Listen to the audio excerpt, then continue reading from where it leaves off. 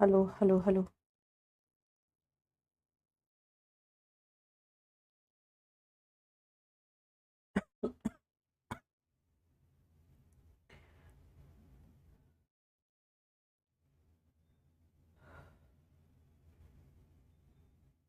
Hello hello. कोई न रोके दिल की उड़ान को, ये चला।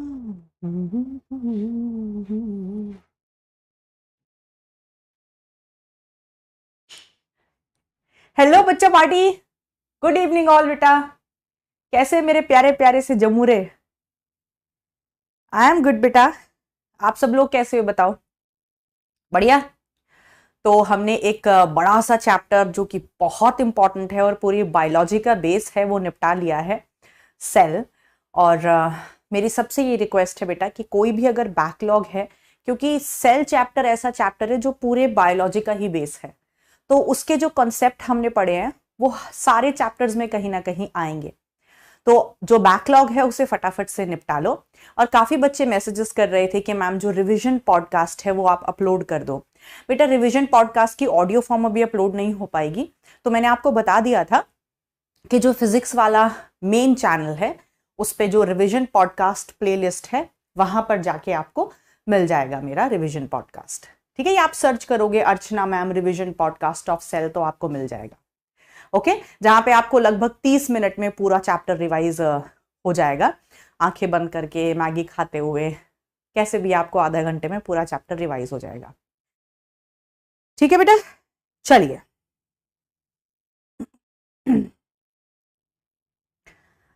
ऐसा नहीं है कि आपने अगर सेल चैप्टर नहीं किया है, जैसे मैं चैट बॉक्स में देख पा रही हूँ कि कुछ बच्चे नए हमें ज्वाइन कर रहे हैं, तो ऐसा नहीं है बेटा कि अगर पिछले वाला चैप्टर नहीं किया है तो ये चैप्टर आपको समझ में नहीं आएगा, ऐसा नहीं है।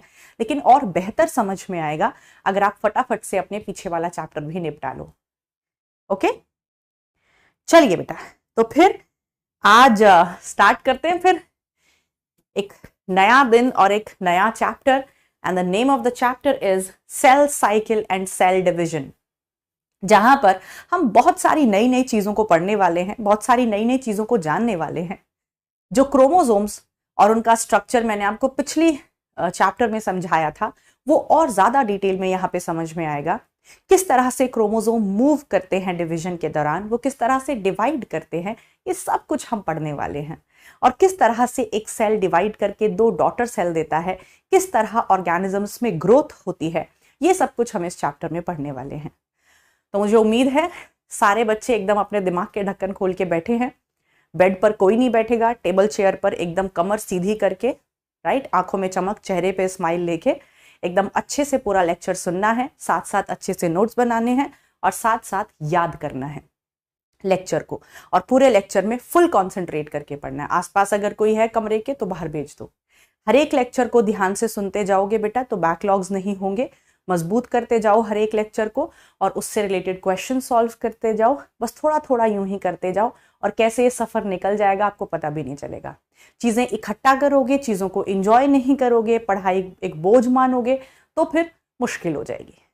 ठीक, चलो फिर करते हैं स्टार्ट बेटा, आ जाइए। तो आज इस चैप्टर में हम बेसिक बातें पढ़ेंगे। आज इस चैप्टर में बेसिकली हम इस पूरे चैप्टर का बेस बनाएंगे। हम समझेंगे सबसे पहले तो कि सेल साइकिल क्या होती है, what actually a cell cycle is. फिर आज के लेक्चर में मैं आपको समझाऊंगी कि प्लॉइडी लेवल क्या होते हैं बेटा। प्लॉइडी लेवल मतलब हैप्लॉइड होने का मतलब क्या होता है, डिप्लॉइड होने का मतलब क्या होता है, पॉलीप्लॉइड ट्रिप्लॉइड होने का मतलब क्या होता है, टेट्राप्लॉइड होने का मतलब क्या होता है।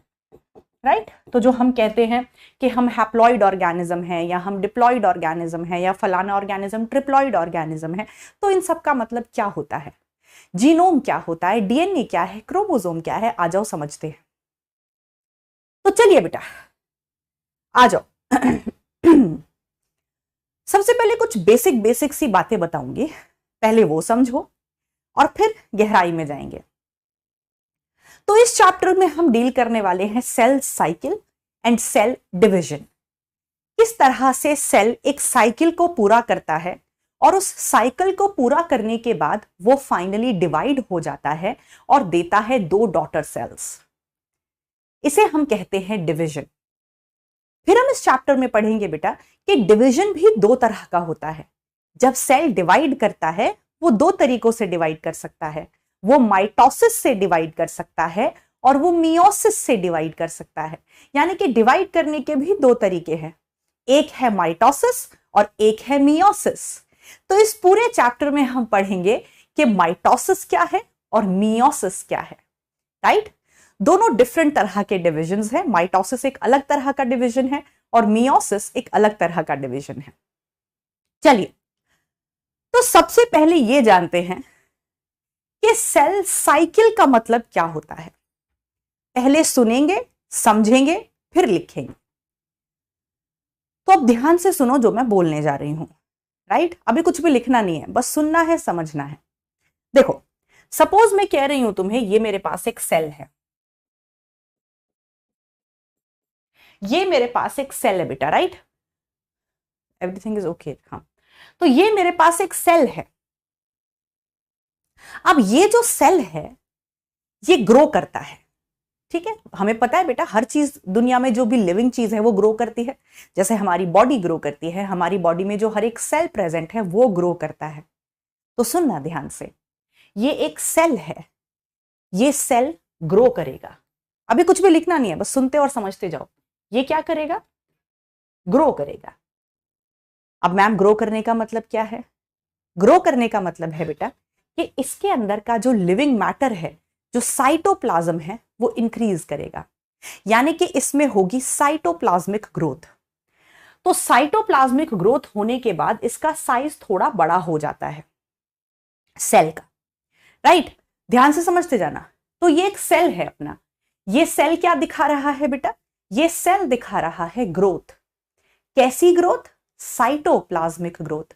जहां पे सेल का साइज बढ़ जाता है, उसके अंदर जो अमाउंट ऑफ साइटोप्लाज्म है, उसके अंदर जो साइटोप्लाज्म की मात्रा है वो बढ़ जाती है। अब यहां पर डिसीजन लेने का समय आता है। ध्यान से सुनते जाना एक एक बात को। अब यहां पर आता है डिसीजन का समय कि अब आगे इस सेल को क्या करना है। ग्रोथ, एनसीईआरटी में एक बहुत प्यारी लाइन लिखी है, सारे बच्चे ध्यान से सुनेंगे। अभी सारे बच्चों के पेन नीचे होने चाहिए और मुंडी बिल्कुल ऊपर, और बिल्कुल मुझसे आई कांटेक्ट। कुछ नहीं लिखना अभी बस बेस बनाएंगे, समझेंगे, फिर अच्छे से नोट्स बनाएंगे। तो एनसीईआरटी में एक बहुत प्यारी लाइन लिखी है, उसे ध्यान से सारे बच्चे सुनेंगे। That growth is a continuous process in every cell. हर एक सेल में ग्रोथ होना, उसके साइज का बढ़ना, ये एक कंटिन्यूअस प्रोसेस है। लेकिन सेल डिवीजन होना, किसी भी सेल का सेल साइकिल में जाना, ये जरूरी नहीं है कि वो एक कंटिन्यूअस प्रोसेस हो। अब ये कैसे हमें समझ में आएगा? मैम ये लाइन ठीक से समझाओ, समझ नहीं आई। ठीक, तो ये सेल ग्रो करके साइज में बड़ा हो गया। ठीक है, अब यहां पर इसे डिसीजन लेना है कि आगे इस सेल को डिवाइड करना है या फिर इस सेल को डिवाइड नहीं करना है। यहां जाके जब इस सेल में ग्रोथ हो जाएगी, साइटोप्लाज्मिक ग्रोथ हो जाएगी, अब जाकर इसे निर्णय लेना है, अब जाकर इसे डिसाइड करना है कि इसे आगे जाके डिवाइड करना है या नहीं करना है।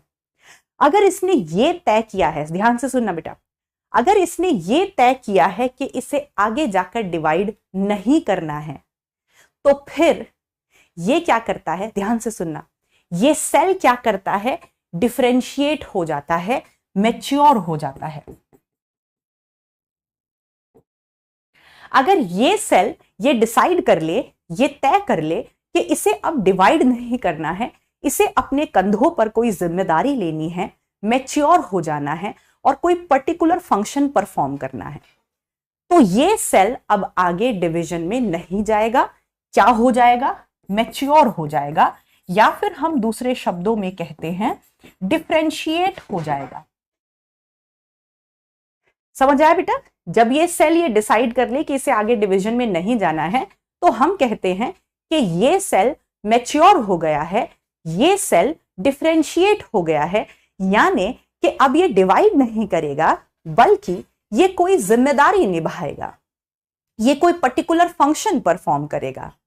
जैसे सपोज इस सेल ने स्टोरेज का फंक्शन ले लिया कि भैया चलो मैं तो कुछ स्टोर करने का काम ले लेता हूं, या फिर सपोज इस सेल ने मैच्योर होके फोटोसिंथेसिस करने का जिम्मा ले लिया, या फिर सपोज इस सेल ने डिफरेंशिएट होकर मैकेनिकल सपोर्ट देने का जिम्मा ले लिया। चलिए, अब ऐसा भी हो सकता है कि ग्रोथ दिखाने के बाद जब इस सेल का साइज बढ़ गया है तो फिर इसने तय किया कि मुझे डिवाइड करना है। मुझे क्या करना है? डिवाइड करना है। तो जब ये सेल बोलेगा, सोचेगा कि डिवाइड करना है, तो अब देखो इसमें क्या होगा, ध्यान से सुनेंगे सारे बच्चे।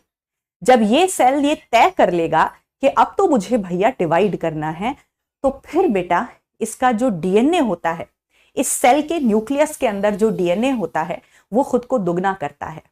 इसे हम कहते हैं डीएनए डुप्लीकेशन, या फिर डीएनए सिंथेसिस, या फिर डीएनए रेप्लिकेशन।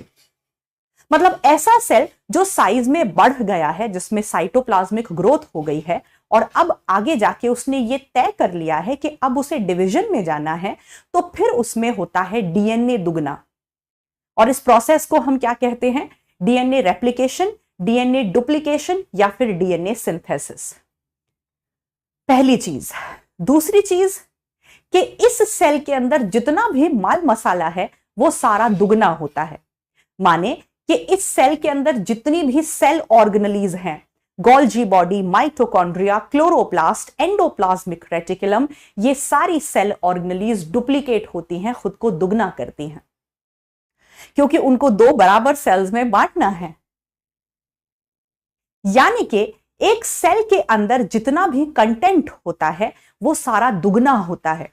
सेल ऑर्गेनेलीज दुगनी होती हैं, न्यूक्लियस के अंदर बैठा जो डीएनए है वो भी दुगना हो जाता है, और सेल के अंदर बहुत सारी नई नई चीजों को बनाया जाता है। आरएनए को बनाया जाता है, प्रोटीन्स को बनाया जाता है, अमीनो एसिड्स को बनाया जाता है, और एटीपीज को बनाया जाता है। क्योंकि जब सेल डिवाइड करता है तो बहुत सारी एनर्जी खर्च होती है in the form of ATP. तो जब ये सेल ये तय कर लेता है कि अब उसे डिवाइड करना है, तो फिर इसमें क्या होता है? Duplication of DNA, duplication of cell organelles, and synthesis of many new materials. बहुत सारी नई नई चीजों को बनाया जाता है, जैसे प्रोटीन्स, अमीनो एसिड्स और एटीपी। और फिर अल्टीमेटली ये जो सेल है ये दो डॉटर सेल में डिवाइड हो जाता है, और इस पूरी साइकिल को हम कहते हैं सेल साइकिल। तो हम सेल साइकिल को डिफाइन कैसे करेंगे? हम कहेंगे, ध्यान से सुनेंगे सारे बच्चे, पहले सुनेंगे फिर लिखेंगे। हम सेल साइकिल को डिफाइन कैसे करेंगे?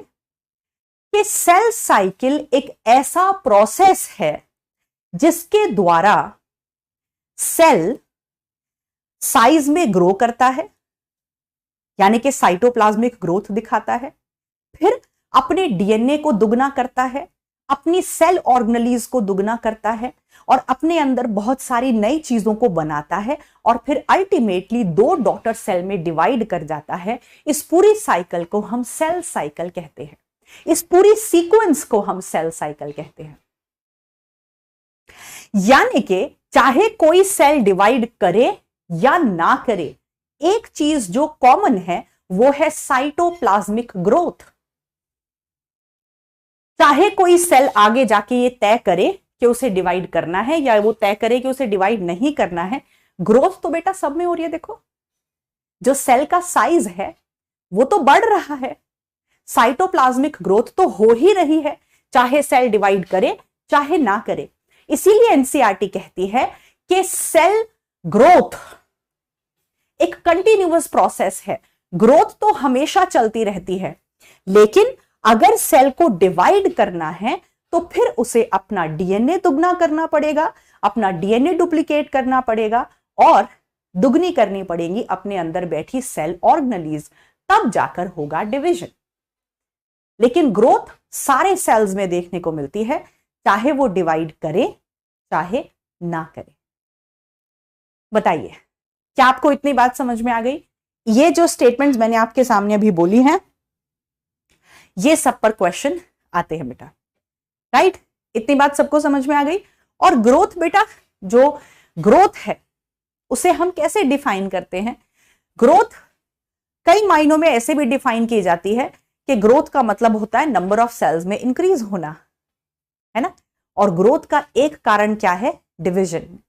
जैसे हम जब अपनी मां के गर्भ में होते हैं, जब हम बिल्कुल छोटे से होते हैं, तो सबसे पहले जाइगोट बनता है, फिर उस जाइगोट में होते हैं बहुत सारे डिविजन्स, और फिर उस जाइगोट से एक सेल का गुच्छा बन जाता है और उस गुच्छे को हम कहते हैं एम्ब्रियो, और फिर उस एम्ब्रियो से पूरा बच्चा बन जाता है।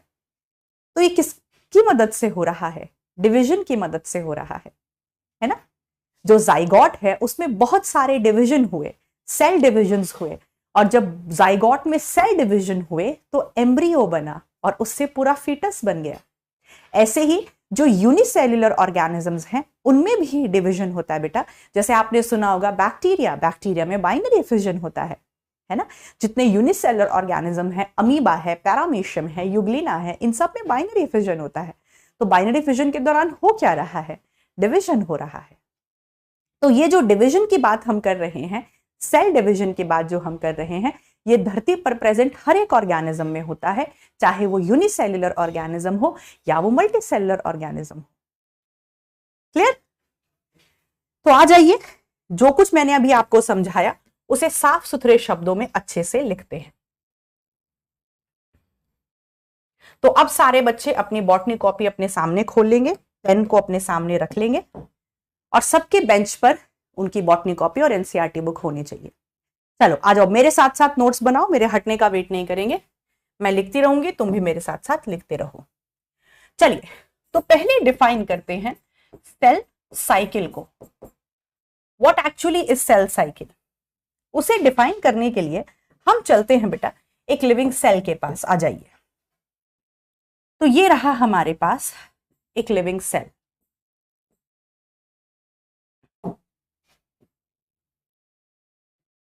Okay, so this is a cell.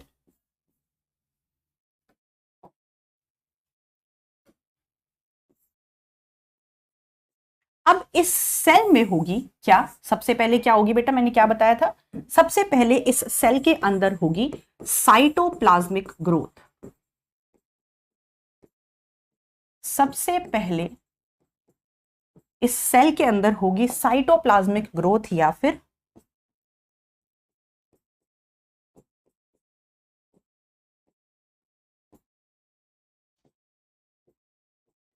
Protoplasmic growth. ठीक, तो एक लिविंग सेल है, इसमें साइटोप्लाज्म, ये अब साइटोप्लाज्म क्या होता है, प्रोटोप्लाज्म क्या होता है, ये हम सेल चैप्टर में पूरा डिटेल में पढ़ चुके हैं, है ना बेटा? याद है ना सबको? साइटोप्लाज्म क्या होता है, protoplasm, the living matter of the cell is called as the protoplasm. तो ये जो सेल है इसमें साइटोप्लाज्म का कंटेंट बढ़ेगा, प्रोटोप्लाज्म का कंटेंट बढ़ेगा, तो सेल का साइज इंक्रीज हो जाएगा। तो चलिए सेल का साइज इंक्रीज करते हैं। देखो मैंने कहा था ना कि सेल चैप्टर जो है उससे रिलेटेड जो टर्म्स हैं वो हर एक चैप्टर में आएंगी, इसीलिए जल्दी से जल्दी अपना बैकलॉग पूरा कर लो, क्योंकि cell chapter is the basis of every chapter. तो ये जो सेल साइज है ये ग्रो कर गया, राइट? तो cell size is increased, cell का साइज बढ़ गया है, सेल का साइज बढ़ गया है। चलिए अब यहां पर इसे लेना है डिसीजन। अब यहां पे इसे क्या लेना है बेटा? अब यहां पे इसे निर्णय लेना है, इसे अपने जीवन का आगे पर्पस तय करना है। तो अगर ये डिसाइड करता है कि दैट इट विल डिफरेंशिएट, अगर ये क्या डिसीजन ले रहा है कि ये डिफरेंशिएट हो जाएगा। डिफरेंशिएट होने का मतलब क्या है बेटा? कि ये मैच्योर हो जाएगा। क्या हो जाएगा? मैच्योर हो जाएगा। तो फिर it will not divide, the cell will not divide and will perform a specific function and will perform a specific function.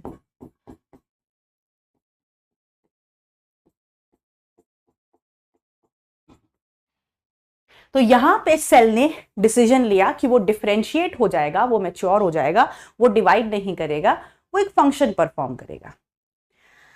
लेकिन यहां पर अगर उसने दूसरा डिसीजन लिया है, वो ये वाला डिसीजन भी ले सकता है और वो ये डिसीजन भी ले सकता है दैट इट विल डिवाइड,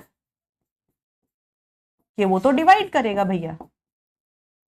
अगर उसने ये तय किया कि वो डिवाइड करेगा तो फिर उसमें क्या होगा, फिर उसमें होगा डीएनए डुप्लीकेशन। क्या होगा बेटा उसमें?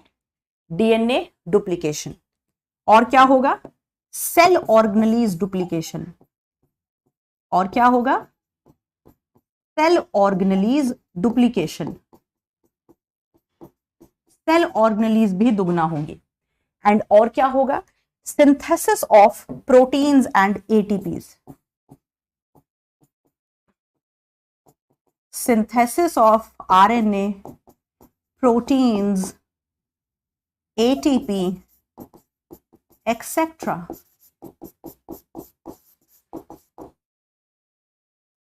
ठीक, तो डीएनए डुप्लीकेशन होगा, सेल ऑर्गेनेली डुप्लीकेशन होगा, and there will be synthesis of RNA, synthesis of proteins and synthesis of ATP.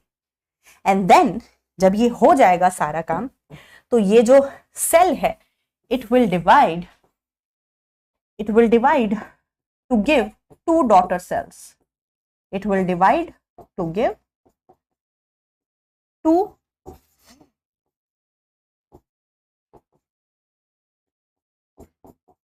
daughter cells. तो दो डॉटर सेल देने के लिए ये सेल डिवाइड करेगा और फिर देखो इसका साइज भी रिस्टोर हो जाएगा, जो इसका इनिशियल साइज था वही हो जाएगा। राइट बेटा? ठीक है। देखो, तो ये दो डॉटर सेल्स इसने बना दिए।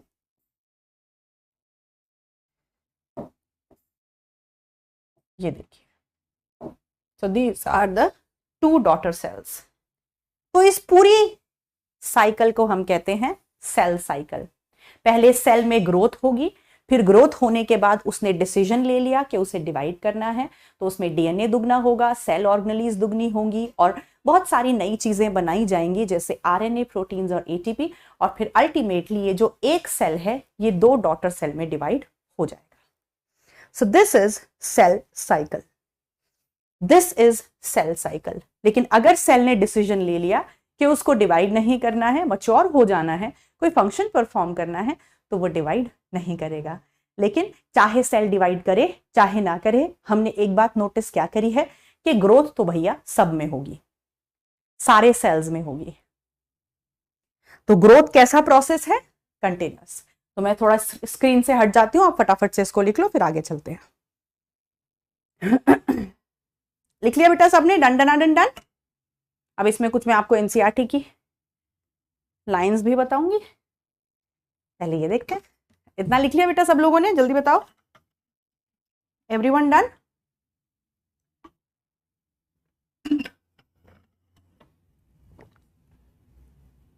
ओके बेटा, चलिए आगे चलेंगे।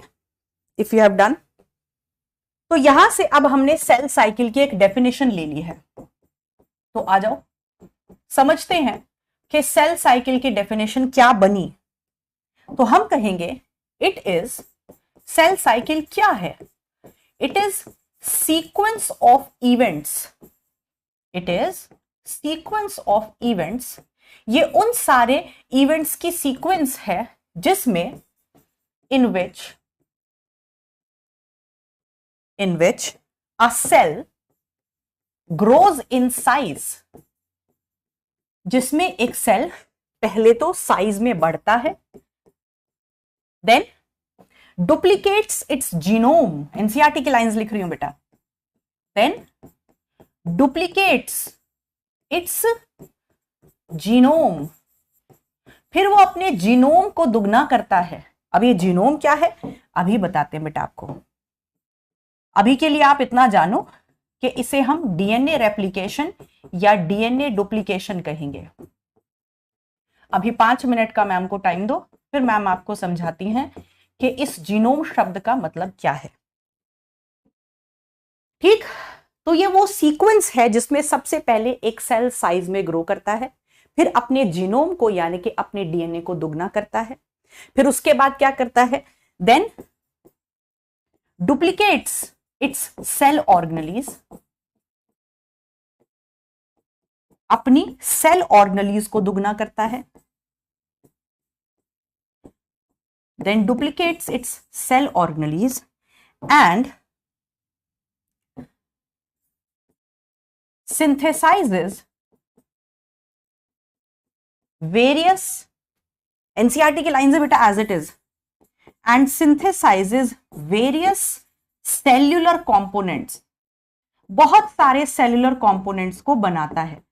सेल्यूलर कंपोनेंट्स जैसे आरएनए, प्रोटीन्स, मतलब सेल में पाए जाने वाले अलग अलग चीजें जैसे RNA, proteins, amino acids, ATPs, इन सबको भी बनाता है। And finally gives 2 daughter cells.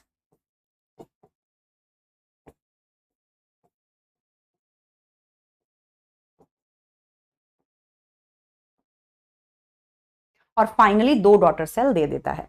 तो ये है सेल साइकिल की परिभाषा, सेल साइकिल की डेफिनेशन। ये वो सीक्वेंस है जिसमें सबसे पहले सेल साइज में ग्रो करेगा, फिर अपने डुप्लीकेट, अपने जीनोम को दुगना करेगा यानी कि अपने अंदर बैठे डीएनए को दुगना करेगा, अपने अंदर जितनी भी सेल ऑर्गेनेलीज हैं उनको दुगना करेगा, और जो दूसरे सेल्यूलर कंपोनेंट्स हैं, सेल्यूलर कंपोनेंट्स मतलब जो सेल में पाए जाते हैं जैसे RNA, protein, amino acid, ATP, उनको भी बनाएगा और अल्टीमेटली 2 डॉटर सेल में डिवाइड हो जाएगा। इस पूरी सीक्वेंस को हम सेल साइकिल कहते हैं। बात समझ गए बेटा सारे बच्चे? बोलो बेटा, सारे बच्चे समझ गए? कुछ ऐसा मुश्किल समझाया ही नहीं आपको, और आपको बता दिया कि अगर सेल ने तय कर लिया कि उसको डिवाइड नहीं करना है, तो जैसे ही सेल का साइज बढ़ जाता है तो साइज बढ़ते ही वो बोलता है अब मुझे डिवाइड नहीं करना, मुझे तो काम धंधा करना है, कुछ रिस्पॉन्सिबिलिटी निभानी है, तो फिर उसमें ये सब कुछ नहीं होगा।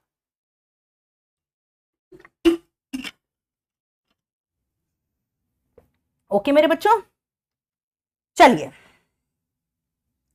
इतनी कहानी तो मैम हमें समझ में आ गई कि सेल साइकिल क्या है।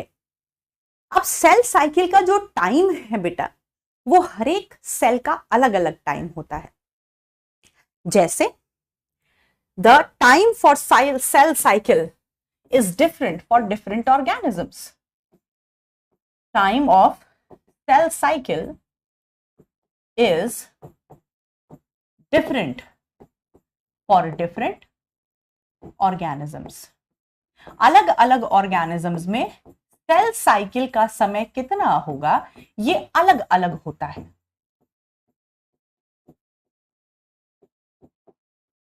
जैसे कुछ एग्जाम्पल एनसीईआरटी में गिवन है। सबसे पहला एग्जाम्पल अगर मैं लूं ह्यूमन सेल का, अगर हम सबसे पहला एग्जाम्पल लें बेटा ह्यूमन सेल का, तो ह्यूमन सेल में जो सेल साइकिल का टाइम होता है वो 24 घंटे होता है, 24 आवर्स। यानी कि जो ह्यूमन सेल्स हैं अगर वो डिवाइड करेंगे तो पूरे डिवीजन के जो पूरे सेल साइकिल का जो टाइम होता है वो 24 घंटे होता है। यानी कि इन 24 घंटों में क्या क्या होगा? इन 24 घंटों में पहले सेल साइज में बड़ा करेगा खुद को, फिर अपने डीएनए को दुगना करेगा, अपनी सेल ऑर्गेनेलीज को दुगना करेगा, अपने अंदर बहुत सारी नई चीजें बनाएगा और अल्टीमेटली 2 डॉटर सेल बना देगा। तो इसमें जो इस पूरे साइकिल में जो समय लगेगा अपना साइज बढ़ाने में, अपना डीएनए दुगना करने में, सेल ऑर्गेनेलीज को दुगना करने में, खूब सारी चीजें बनाने में, इस पूरे कार्यक्रम में 24 घंटे लगेंगे। यानी कि ह्यूमन सेल में जो पूरी सेल साइकिल का टाइम होता है वो 24 आवर्स होता है। ऐसे ही दूसरा एग्जाम्पल एनसीईआरटी में गिवन है ईस्ट का।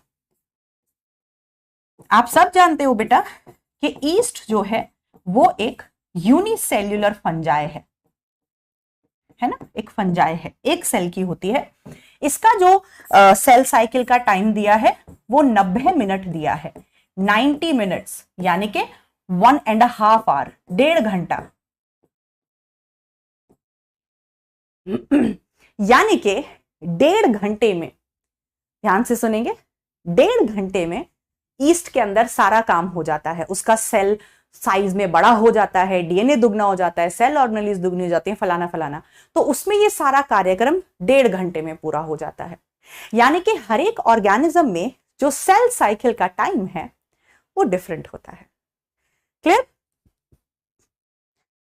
क्लियर है मेरे बच्चों? चलिए, तो ये हमने जानी सेल साइकिल की डेफिनेशन, सेल साइकिल क्या होती है, उसके दौरान क्या क्या हम पढ़ने वाले हैं, कैसे डीएनए दुगना होता है, ये सब कुछ हम डिटेल में पढ़ेंगे। अभी तो मैंने सिर्फ झलक दिखाई है, ये सब हमें डिटेल में जानना है। राइट? अब सारे बच्चे अपने सामने अपनी एनसीईआरटी बुक खोलकर रख लेंगे। और बेटा मेरी रिक्वेस्ट है, सारे बच्चे ध्यान से सुनेंगे जो मैं अभी बोलने जा रही हूं, कि पुरानी एनसीईआरटी में आपको पता ही चल गया होगा कि काफी सारे चेंजेस हुए हैं इस साल, कुछ चैप्टर्स को हटा दिया गया है।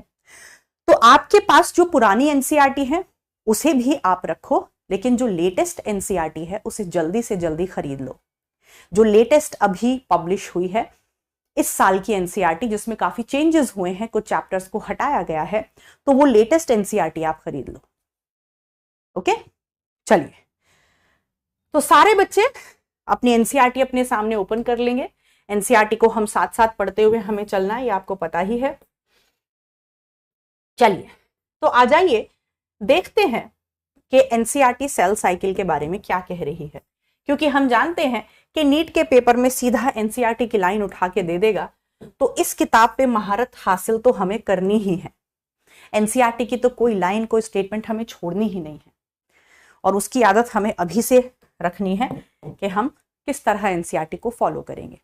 आ जाओ, आई होप सबके सामने सबकी एनसीईआरटी खुली है, सबके डेस्क पर अपने एक मार्कर ले लो, पेन ले लो और उसको अंडरलाइन करो।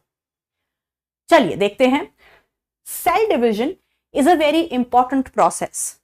ठीक है, ड्यूरिंग द, जो इंपॉर्टेंट लाइन है उन्हें अंडरलाइन करेंगे। During the division of a cell, देखो क्या कह रहा है, during division of a cell, जब एक सेल डिवाइड करता है, डीएनए रेप्लिकेशन, डीएनए रेप्लिकेशन का मतलब क्या हुआ बेटा, कि डीएनए खुद को दुगना करता है, and cell growth also take place. तो वो क्या कह रहा है कि जब कोई सेल डिवाइड करता है तो सेल ग्रो करता है साइज में, वो बढ़ता है साइज में, और उसका डीएनए भी दुगना होता है। ठीक है, समझ आ गया? आगे देखते हैं। ऑल दीज प्रोसेसेस, क्या कह रहा है, cell division, DNA replication, cell growth, hence have to take place in a coordinated way to ensure correct division and formation of progeny cells containing intact genome. बड़ी भारी सी लाइन नहीं लग रही? बहुत भारी अंग्रेजी इस्तेमाल कर ली है। इसका मतलब कुछ नहीं है, इसका मतलब यह है कि ये जो कुछ मैंने आपको भी बताया कि पहले सेल ग्रो करेगा, फिर उसका डीएनए खुद को दुगना करेगा, फिर अल्टीमेटली जो सेल है वो डिवाइड कर जाएगा, और डिवाइड करके 2 डॉटर सेल बनाएगा, और दोनों ही डॉटर सेल में बराबर का डीएनए जाएगा। जितना डीएनए इसमें जाएगा उतना ही डीएनए इसमें जाएगा। तो ये सब कुछ बहुत ही कायदे से सेल के अंदर किया जाता है। ये बस यूं ही नहीं हो जाता। सेल के अंदर बहुत सारे प्रोटीन्स होते हैं, बहुत सारे केमिकल्स होते हैं जो इस काम को करवाते हैं। यानी कि ये काम बहुत ही कोऑर्डिनेटेड तरीके से होता है, बहुत ही तरीके से किया जाता है। राइट? चलिए, इसमें कोई ऐसी बड़ी बात उसने नहीं कह दी। आगे चलते हैं। द सीक्वेंस, आगे देखो सेल साइकिल की डेफिनेशन अब वो दे रहा है। द सीक्वेंस ऑफ इवेंट्स, वो पूरी की पूरी sequence by which a cell duplicates its genome, एक सेल अपने जीनोम को दुगना करता है, synthesizes the other constituents of the cell, जो सेल के अंदर पाए जाने वाले और दूसरे कॉन्स्टिट्यूएंट्स हैं। कॉन्स्टिट्यूएंट्स मतलब सेल के अंदर पाए जाने वाली जो और दूसरी चीजें होती हैं। क्या क्या होता है? सेल ऑर्गेनेलीज, और क्या होता है? RNA, protein, amino acid, ATP. ये सब क्या है? ये सब कॉन्स्टिट्यूएंट्स हैं सेल के, जो सेल के अंदर पाए जाते हैं उनको भी बनाता है, उनको भी दुगना करता है, and eventually divide into 2 daughter cell is called as cell cycle. Okay, तो सेल साइकिल वो सीक्वेंस है जिससे एक सेल अपने जीनोम को यानी कि अपने डीएनए को दुगना कर रहा है और अपने सेल के अंदर पाए जाने वाले जितने भी दूसरे पदार्थ हैं उनको बना रहा है, उनको दुगना कर रहा है। अब देखो, आप ध्यान से सुनना जो मैं लाइन बोलने वाली हूं, क्योंकि ये लाइन क्वेश्चंस में मिलती है। सेल ग्रोथ क्या कह रहा है, देखो, cell growth in terms of cytoplasmic increase. क्या कह रहा है, ध्यान से सुनो। Cell growth in terms of cytoplasmic increase. जो सेल ग्रो कर रहा है, सेल ग्रो कर रहा है, हम क्या समझाना चाह रहे हैं इस बात से कि उसके अंदर का जो साइटोप्लाज्म की मात्रा है वो बढ़ रही है, यानी कि उसका साइज बढ़ रहा है, इज अ कंटिन्यूअस प्रोसेस। अभी बताया था मैंने कि जो सेल ग्रोथ है, जो साइटोप्लाज्मिक ग्रोथ है, वो तो कंटिन्यूअस प्रोसेस है, वो हमेशा चलता रहेगा, चाहे सेल डिवाइड करे चाहे ना करे। अभी हमने देखा था, देखो पिछले वाली स्लाइड में, चाहे कोई सेल ये डिसीजन ले रहा है, चाहे कोई सेल डिवाइड नहीं करे या फिर करे, लेकिन सेल ग्रोथ, साइटोप्लाज्मिक ग्रोथ तो होगी ही, वो तो एक कंटिन्यूअस प्रोसेस है। ठीक है बेटा, तो देखो कितनी प्यारी लाइन है ये line as it is questions में मिलती है कि सेल ग्रोथ यानी कि जो साइटोप्लाज्मिक इंक्रीज हो रहा है, साइटोप्लाज्म की मात्रा बढ़ रही है, ये तो एक कंटिन्यूअस प्रोसेस है, but DNA synthesis occur only during one specific stage in the cell cycle. लेकिन जो डीएनए सिंथेसिस होता है यानी कि डीएनए का बनना होता है, ये तभी होता है जब एक सेल तय कर लेता है कि उसे सेल साइकिल में जाना है, तभी ये काम होगा। अगर सेल ये डिसाइड कर ले कि उसे डिवीजन में नहीं जाना है आगे, तो फिर उसमें डीएनए नहीं बनता बेटा। डीएनए तभी दुगना किया जाता है जब ये निर्णय ले लिया जाता है कि सेल डिवाइड करेगा, और सेल साइकिल के एक पर्टिकुलर स्टेज पर ऐसा होता है जिसे हम एस फेज कहते हैं, जो मैं अभी तुम्हें सब डिटेल में बताने वाली हूं। चलिए, द रेप्लिकेटेड क्रोमोसोम्स, क्रोमोसोम्स आप सबको पता है, पिछली क्लास में, पिछले चैप्टर में हम डिटेल में पढ़ चुके हैं कि क्रोमोसोम क्या है। क्रोमोसोम और कुछ नहीं, डीएनए के सुखड़े हुए रूप को ही हम क्रोमोसोम कहते हैं। तो जो हमने अभी दुगना किया है डीएनए को या क्रोमोसोम को, जो आप कहना चाहो, are then distributed to daughter nuclei by a complex series of events. मतलब ये जो क्रोमोसोम्स, ये जो डीएनए को हमने दुगना किया है, इनको बराबर बराबर 2 डॉटर सेल्स में बांट दिया जाता है, और ये बहुत जटिल और कॉम्प्लेक्स प्रोसेस होता है जो हम पूरा डिटेल में स्टेज बाय स्टेज डिस्कस करेंगे। ये क्वेश्चंस मिलता ही, ये वाला क्वेश्चन आपको डीपीपी में भी मिलेगा और ये आपको हर जगह मिलेगा, ये बहुत इंपॉर्टेंट है कि सेल साइकिल जो है, दिस लाइन इज इंपॉर्टेंट, आप अंडरलाइन कर सकते हो कि सेल साइकिल जो है is under genetic control. Cell cycle is under genetic control. Genetic control मतलब क्या होता है बेटा? आपको मैंने समझाया था पिछले चैप्टर में कि हमारी बॉडी किस तरह से काम कर रही है, किस तरह से उसे चलाया जा रहा है, इस सब की इंफॉर्मेशन हमारे जेनेटिक मटेरियल यानी कि डीएनए के पास होती है। हमारे बॉडी के हर एक सेल में जो न्यूक्लियस है उसके पास डीएनए है बेटा। हमारी बॉडी के हर एक सेल के न्यूक्लियस के अंदर डीएनए है, और उस डीएनए पर सारी इंफॉर्मेशन छपी हुई है। और हमने ये भी डिटेल में डिस्कस किया है कि डीएनए अपनी इंफॉर्मेशन किसे पास ऑन करता है? आरएनए को, जिसे हम ट्रांसक्रिप्शन कहते हैं। और फिर आरएनए अपनी इंफॉर्मेशन किसे पास ऑन करता है? प्रोटीन को, जिसे हम ट्रांसलेशन कहते हैं। और ये जो प्रोटीन्स हैं ये हमारे सेल को चलाते हैं। कब, किस समय सेल के अंदर क्या काम होना है, और ये हमने पिछले चैप्टर में ही डिस्कस किया है कि बहुत सारे प्रोटीन्स जो सेल के अंदर बनाए जाते हैं वो एंजाइम्स की तरह बिहेव करते हैं। हमारे सेल के अंदर इतनी सारी रिएक्शंस चल रही होती हैं जिन्हें हम मेटाबॉलिक रिएक्शंस कहते हैं।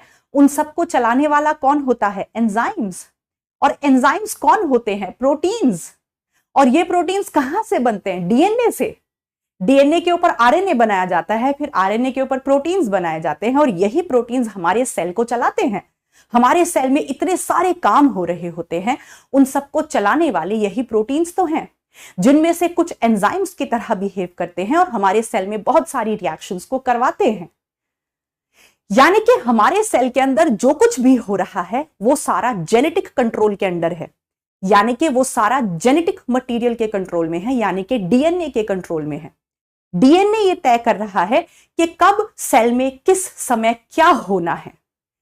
अब डीएनए ही ये तय करता है कि अब इस सेल को आगे डिवाइड करना है, नहीं करना है, कब इसे क्या काम करना है। जैसे बहुत कमाल की बात देखो बताऊं, जब एक जाइगोट से पूरा बच्चा बन जाता है मां के गर्भ में, तो शुरू में सबसे पहले उसका दिल बनता है। तो ये डीएनए तय करता है। जो जाइगोट से एम्ब्रियो बनता है, एम्ब्रियो के हर एक सेल में जो डीएनए है वो तय करता है कि पहले दिल बनाना है, तो दिल के हार्ट के सेल्स बनाएंगे। फिर धीरे धीरे सारे ऑर्गन्स डेवलप होने लगते हैं, किडनी है ना, धीरे धीरे मसल्स डेवलप होने लगती हैं। तो ये सब कौन तय करता है बेटा, कब क्या करना है? डीएनए। तो ऐसे ही जो पूरी सेल साइकिल है वो किसके अंदर, किसके कंट्रोल में होती है? जेनेटिक कंट्रोल में होती है। ठीक, तो मुझे उम्मीद है इस पैराग्राफ की एक एक लाइन हमें समझ में आ गई है, राइट? चलिए मेरे बच्चों, और भी है कुछ, आगे देख लेते हैं।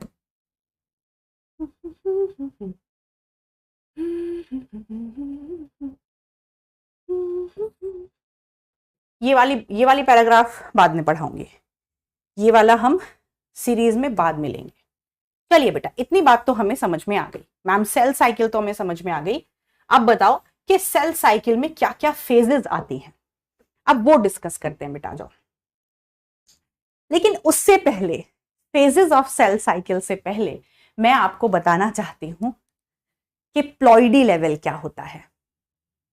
मैंने आपको ये तो बता दिया कि सेल साइकिल के दौरान क्या क्या होना है, पर ये इतना आसान नहीं है, ये बहुत जटिल है। ये बहुत सारी फेजेस में होता है जो हम थोड़ी देर में डिस्कस करेंगे। पहले मैं आपको समझाना चाहती हूं कि जीनोम क्या होता है। Genome and what is ploidy level.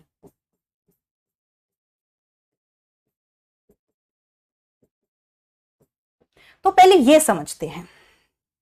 बहुत सारे बच्चों को ये समझ में आता ही नहीं है कि हैप्लॉइड का मतलब क्या होता है, डिप्लॉइड का मतलब क्या होता है, ट्रिप्लॉइड का मतलब क्या होता है। तो वो अब हम जानने वाले हैं। तो सारे बच्चे बेटा दिमाग के ढक्कन खोल के सुन लेंगे, राइट? इधर उधर ध्यान नहीं होना चाहिए, बिल्कुल ध्यान से सुनो और समझो बात को जो मैं कहना चाह रही हूं अभी।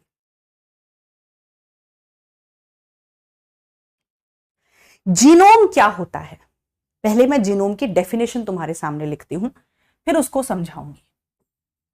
तो यहां पे एनसीईआरटी में एक वर्ड यूज हुआ है, जीनोम। क्या होता है genome?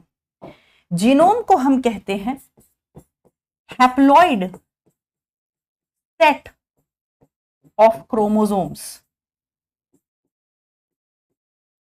Haploid set of chromosomes या फिर haploid content of a cell.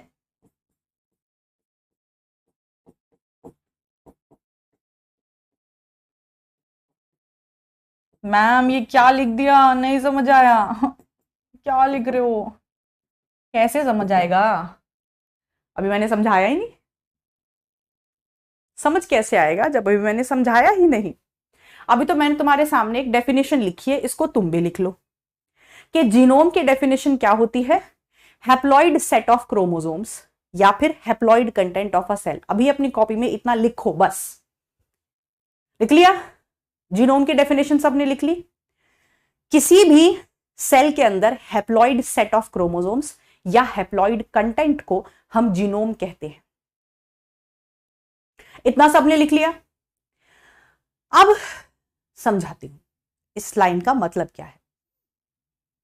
चलिए, तो ये रहा मेरा स्किन का सेल। इमेजिन करो मैंने अपने स्किन का एक सेल निकाल लिया, स्किन का सेल। ये रहा मेरे एक, कुछ भी अभी लिखना नहीं है, अभी कुछ भी नहीं लिखना है। पेन सारे नीचे रख दो, मुंडी ऊपर कर लो और सिर्फ सुनते जाओ।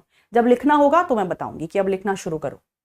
चलिए, तो ये मैंने अपनी स्किन का सेल खींच के बाहर यहां रख दिया और ये रहा मेरे स्किन सेल का न्यूक्लियस। सेल के अंदर न्यूक्लियस होता है बेटा, ठीक। अब ये सेल के अंदर जो मेरा न्यूक्लियस है, इसके अंदर 46 क्रोमोसोम्स है। ये देखो ऐसे, ये न्यूक्लियस को मैंने बाहर निकाल लिया। ये मैंने कौन सा सेल लिया? अपनी बॉडी का स्किन सेल निकाल के खींच के बाहर ले लिया और ये न्यूक्लियस को मैंने बाहर निकाल लिया। इस न्यूक्लियस के अंदर अभी कुछ भी नहीं लिखना। इस न्यूक्लियस के अंदर बेटा कितने क्रोमोसोम्स है? 46। अभी ध्यान देना, अभी कुछ भी नहीं लिखना है, बस सुनते जाओ, समझते जाओ जो बताती जा रही हूं, फिर आराम से सुकून से इसको अच्छे से लिखेंगे, ठीक। अभी केवल सुनो, समझो कि मैम क्या बताना चाह रही है। तो ये जो मैंने न्यूक्लियस बाहर निकाल लिया, इस न्यूक्लियस के अंदर 46 क्रोमोसोम्स हैं।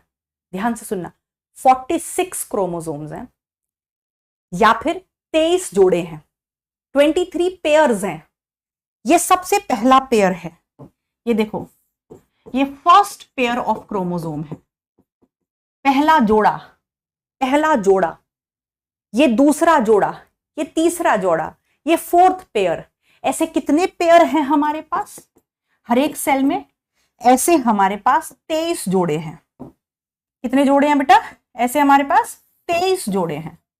इतना इमेजिन कर लिया दिमाग में, अभी कुछ भी नहीं लिखना, ये सब लिखना नहीं है, आराम से मैं इसको लिखाऊंगी। अभी इतना दिमाग में इमेजिन कर लिया कि मेरी बॉडी के हर एक सेल में, मेरे चीक का सेल ले लो, स्किन का सेल ले लो, मेरा मसल सेल ले लो, मेरा हार्ट सेल ले लो, किडनी सेल ले लो, मेरी बॉडी के हर एक सेल में जो न्यूक्लियस है, उस न्यूक्लियस के अंदर 23 जोड़ी क्रोमोसोम है। 23 जोड़ी क्रोमोसोम, 23 पेयर्स ऑफ क्रोमोसोम। और 23 जोड़ी क्रोमोसोम का मतलब टोटल कितने हो गए? एक जोड़े में 2 क्रोमोसोम है। देखो, एक जोड़े में 2 क्रोमोसोम है। कितने जोड़े हैं? 23 जोड़े हैं। तो यानी कि हमारी बॉडी के हर एक सेल में 46 क्रोमोसोम्स होते हैं, जिन्हें हम कहते हैं 23 पेयर्स। इतना बताओ, इतना दिमाग में इमेजिन कर लिया सबने? लिखना कुछ नहीं अभी। चलिए, अब देखो बेटा, अब ध्यान देना। मैंने अभी कहा कि ये न्यूक्लियस है हमारा, ये न्यूक्लियस है और इसमें ये पहला जोड़ी क्रोमोसोम है, ये पहला पेयर है, ठीक। ये पहला पेयर है, ये दूसरा पेयर है, ये तीसरा पेयर है, ये चौथा पेयर है। ऐसे 23 जोड़े हैं। अब ध्यान से सुनना जो मैं बोलूंगी बात, लिखेगा कोई नहीं अभी कुछ, बस सुनते जाओ। ये पहला जोड़ा है, फर्स्ट पेयर। कितने क्रोमोसोम दिख रहे हैं बेटा इसमें? 2 क्रोमोसोम दिख रहे हैं, है ना। पहले जोड़े में 2 क्रोमोसोम हैं और ये दोनों बिल्कुल एक जैसे होते हैं बेटा, तभी इन्होंने जोड़ा बनाया है और इन्हें हम कहते हैं होमोलोगस क्रोमोसोम्स। क्या कहते हैं इनको? अभी कुछ नहीं लिखना, बस सुनते जाओ, समझना है बस चीज को। तो हमारे पास 23 जोड़ी क्रोमोसोम है और हर एक जोड़े में जो 2 क्रोमोसोम है वो बिल्कुल एक जैसे हैं। उनका साइज, उनका स्ट्रक्चर और उन पर बैठी जो जीन्स हैं वो एक जैसी हैं। हम जानते हैं कि क्रोमोसोम्स के ऊपर होती हैं जीन्स, और जीन्स क्या करती हैं? जीन्स के ऊपर छपी होती है इंफॉर्मेशन। हार्ट बनाने वाली जीन, किडनी बनाने वाली जीन, स्किन बनाने वाली जीन, आईज बनाने वाली जीन। तो हमारे क्रोमोसोम्स पर बहुत सारी जीन्स होती हैं।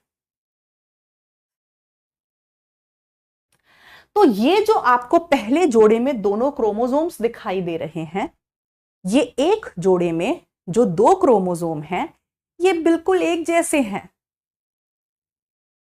इनका साइज, इनका स्ट्रक्चर और इनके ऊपर बैठी जो जीन्स हैं वो भी एक जैसी हैं। अगर इस वाले क्रोमोसोम पर यहां बैठी है आईज को बनाने वाली जीन, तो इस वाले क्रोमोसोम पर भी इसी पॉइंट पर आईज को बनाने वाली जीन ही होगी। अगर इस वाले क्रोमोसोम पर इस पॉइंट पर बैठी है हेयर कलर को डिसाइड करने वाली जीन, तो सेम इस क्रोमोसोम पर सेम इसी पॉइंट पर हेयर कलर को डिसाइड करने वाली जीन ही होगी। क्या तुम मेरी बात समझ रहे हो? तो ऐसे हमारे पास कितने जोड़े हैं? अगर मैं ह्यूमन की बात करूं तो ह्यूमन के हर एक सेल में ऐसे 23 जोड़े हैं, ऐसे 23 पेयर ऑफ क्रोमोसोम हैं, और हर एक जोड़ा दूसरे जोड़े से अलग है। इस जोड़े में ये जो दोनों क्रोमोसोम हैं ये इस पेयर से बिल्कुल अलग हैं। इस पेयर पर जो जीन्स बैठी होंगी, सपोज इस वाले क्रोमोसोम पर ये ब्लड ग्रुप को डिसाइड करने वाली जीन है, तो अगर इस पर ब्लड ग्रुप को डिसाइड करने वाली जीन है इस क्रोमोसोम पर, तो ये पहले वाले पर नहीं होगी। यानी कि हर एक जोड़ा, हर एक पेयर एक दूसरे से अलग है, लेकिन एक ही पेयर में जो दो क्रोमोसोम हैं वो बिल्कुल एक जैसे हैं। क्या आप लोग को इतनी बात समझ में आई? हमारे पास 23 पेयर्स हैं और सारे पेयर्स आपस में एक दूसरे से अलग हैं। मतलब जो सारे पेयर्स हैं उन सबका साइज, उनका स्ट्रक्चर, उन पर कौन सी जीन्स बैठी होंगी ये अलग है, लेकिन एक ही जोड़े में, एक ही पेयर में जो दो क्रोमोसोम हैं उनका साइज, उनका स्ट्रक्चर और उन पर बैठी जो जीन है वो बिल्कुल एक जैसी है। इसीलिए तो उन्होंने जोड़ा बनाया है, क्योंकि वो एक जैसे हैं। तो ये दोनों बिल्कुल एक जैसे हैं। ये जोड़ा इस जोड़े से अलग है, लेकिन इस जोड़े में ये दोनों क्रोमोसोम एक जैसे हैं। ये जोड़ा इस जोड़े से अलग है, पर इस जोड़े में ये दोनों क्रोमोसोम एक जैसे हैं। तो एक पेयर में, एक जोड़े में जो दो क्रोमोसोम होते हैं उन्हें हम होमोलोगस क्रोमोसोम कहते हैं। अब मुझे सारे बच्चे चैट में बताएंगे क्या इतनी बात समझ में आई? जल्दी बताओ। अब मुझे सारे बच्चे चैट में लिख के बताएंगे इतनी बात सबको समझ में आ गई? जल्दी से। ये कॉन्सेप्ट है बेटा, अच्छा कॉन्सेप्ट है जो आपको पता होना चाहिए, आगे मेडिकल कॉलेज तक आपको काम आएगा। सबको समझ आ गया बेटा? चलिए, ओके। तो चैट बॉक्स में मुझे बहुत सारे थम्स अप और यस मिल गए हैं, तो बहुत अच्छी बात है अगर आपको ये समझ आ गया है। चलो, वेरी गुड बेटा। चलो फिर अब समझाती हूं जीनोम क्या होता है।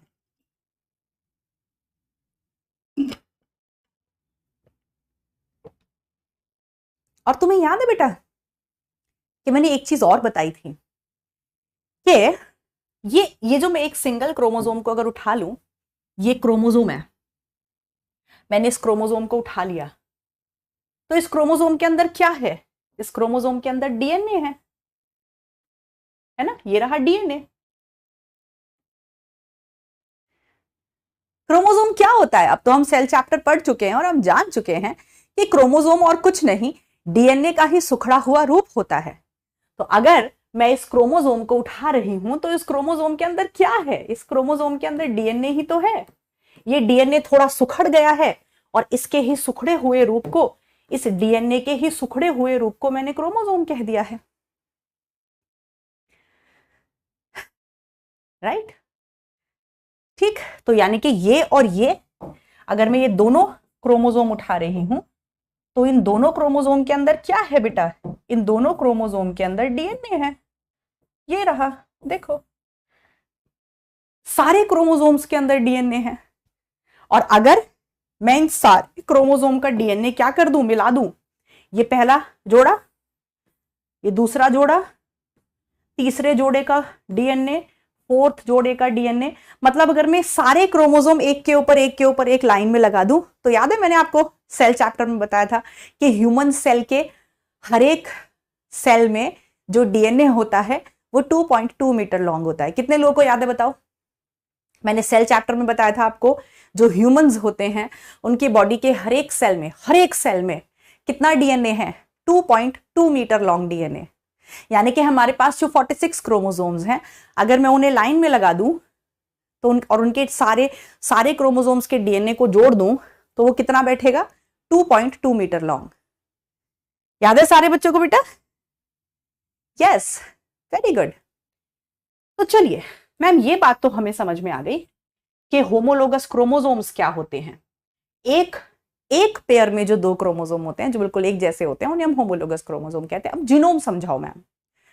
आपने ये बोला कि आपने जीनोम की डेफिनेशन हमें लिखाई, हैप्लॉइड सेट ऑफ क्रोमोसोम या haploid content of a cell. अब समझना एक बात को बेटा, मैं कह रही हूं मैं पहले अपनी मां के गर्भ में थी और एक सिंगल जाइगोट थी और फिर उस जाइगोट से मैं बन गई, है ना। यानी कि बेटा जाइगोट कैसे बनता है? जब स्पर्म ओवम के साथ फ्यूज होता है ना। तो जो स्पर्म होता है जब ओवम के साथ, स्पर्म क्या होता है सारे बच्चों को पता है, अभी कोई कुछ नहीं लिखेगा, अभी सिर्फ हम समझ रहे हैं, आराम से इसको लिखेंगे। तो जब स्पर्म ओवम के साथ फ्यूज होता है बेटा, यानी कि मेल गैमीट फीमेल गैमीट के साथ फ्यूज होता है, तो बनता है क्या? जाइगोट। क्या बनता है? जाइगोट। इस प्रोसेस को हम फर्टिलाइजेशन कहते हैं। इतना तो सबको पता ही होगा, इतना तो बच्चों को पता होता है, 9वीं क्लास में पढ़ा देते हैं कि जब मेल गैमीट और फीमेल गैमीट आपस में फ्यूज हो जाते हैं तो बनता है जाइगोट। जो मेल गैमीट होता है वो हैप्लॉइड होता है और फीमेल गैमीट भी हैप्लॉइड होता है, लेकिन जाइगोट डिप्लॉइड होता है। मैम अब इसका मतलब समझाओ, ये हमें बचपन से समझ में नहीं आता कि हम कहते हैं मेल गैमीट हैप्लॉइड है, फीमेल गैमीट हैप्लॉइड है और फ्यूज हो गए तो डिप्लॉइड जाइगोट बना। ये हैप्लॉइड डिप्लॉइड होता क्या है? तो समझो, ये जो स्पर्म है बेटा, स्पर्म के अंदर जो न्यूक्लियस है, स्पर्म के अंदर जो न्यूक्लियस है, अगर मैं इसके न्यूक्लियस को जूम करूं तो इसके न्यूक्लियस में 23 क्रोमोसोम्स होंगे, ओनली 23 क्रोमोसोम्स। ध्यान से समझना जो मैं बोल रही हूं अभी। ये स्पर्म के अंदर का न्यूक्लियस मैंने बाहर निकाल लिया। तो स्पर्म को मैंने क्या बोला कि स्पर्म एक हैप्लॉइड सेल है, हैप्लॉइड सेल। इसका मतलब होता है कि स्पर्म के अंदर, मेल गैमीट के अंदर 46 क्रोमोसोम्स नहीं होते, 23 क्रोमोसोम्स होते हैं। यानी कि हर एक जोड़े में से एक एक, ये एक क्रोमोसोम, पहला क्रोमोसोम, ये दूसरा क्रोमोसोम, ये तीसरा क्रोमोसोम, ये फोर्थ क्रोमोसोम।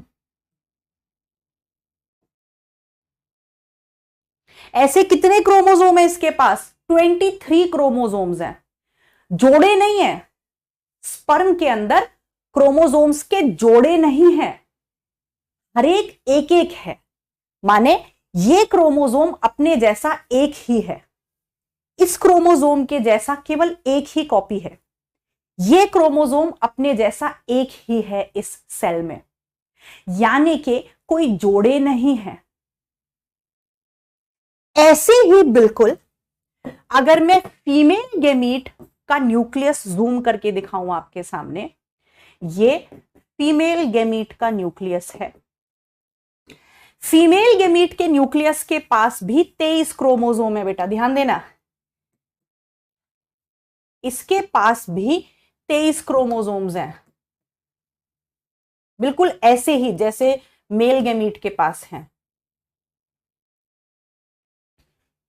यानी कि जो मेल गैमीट है और जो फीमेल गैमीट है, उनके न्यूक्लियस के अंदर जोड़े नहीं होते हैं क्रोमोसोम्स के, हर एक क्रोमोसोम एक एक होता है। माने ये हरा अपने जैसा एक है, ये नीला अपने जैसा एक है, ये ऑरेंज अपने जैसा एक है, यानी कि केवल एक सेट ऑफ क्रोमोसोम है, only one set of chromosome.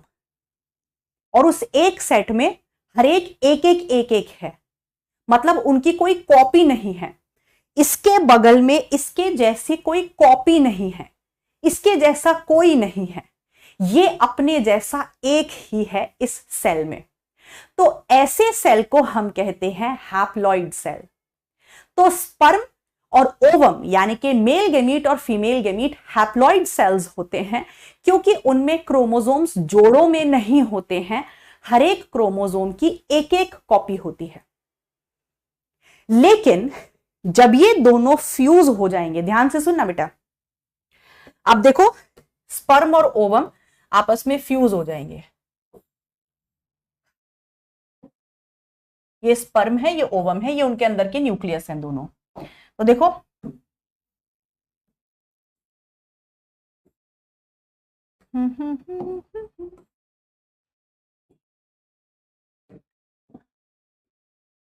आवाज दो हमको, हम खो गए। देखो ये हैप्लॉइड सेल है स्पर्म और ओवम हैप्लॉइड सेल है। अब देखो ये दोनों फ्यूज करेंगे, जब फर्टिलाइजेशन के दौरान, सेक्सुअल रिप्रोडक्शन के दौरान ये फ्यूज करेंगे तो इनके न्यूक्लियस भी फ्यूज करेंगे, और जब इनके न्यूक्लियस फ्यूज हो जाएंगे तो बनेगा जाइगोट। लेकिन जाइगोट क्या होता है बेटा?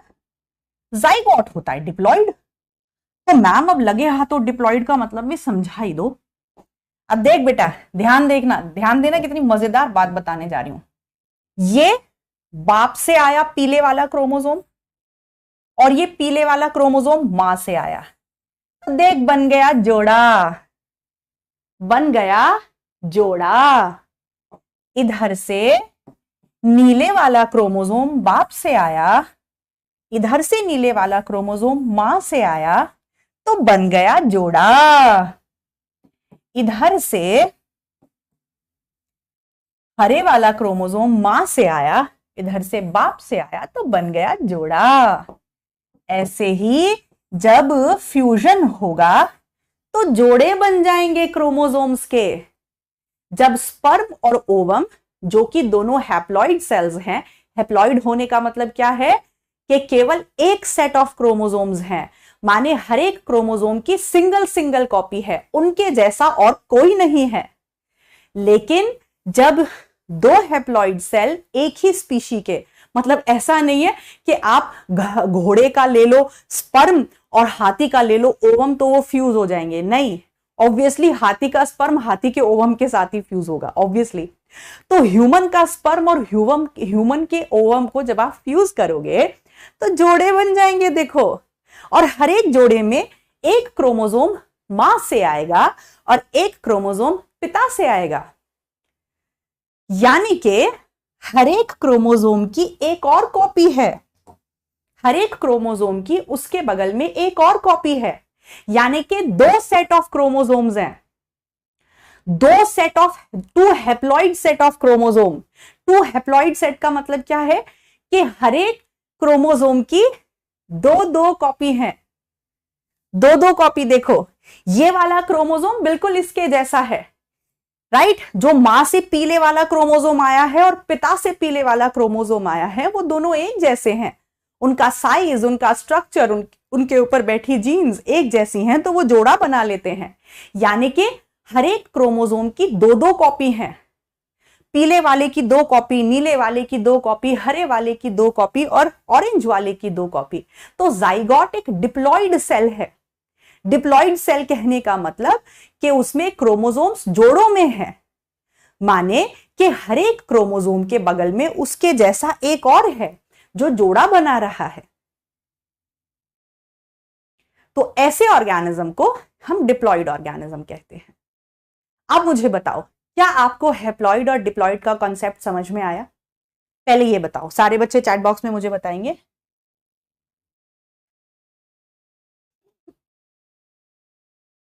जल्दी बताओ, क्या सारे बच्चों को हैप्लॉइड और डिप्लॉइड का कॉन्सेप्ट समझ आया? जल्दी से बताओ चैट बॉक्स में। Okay, so I'm getting so much of thumbs ups and so much of yes, that is good. Okay, very good बेटा। तो अब अब बताती हूं जीनोम क्या है। जीनोम को मैंने क्या बोला था, देखो अभी,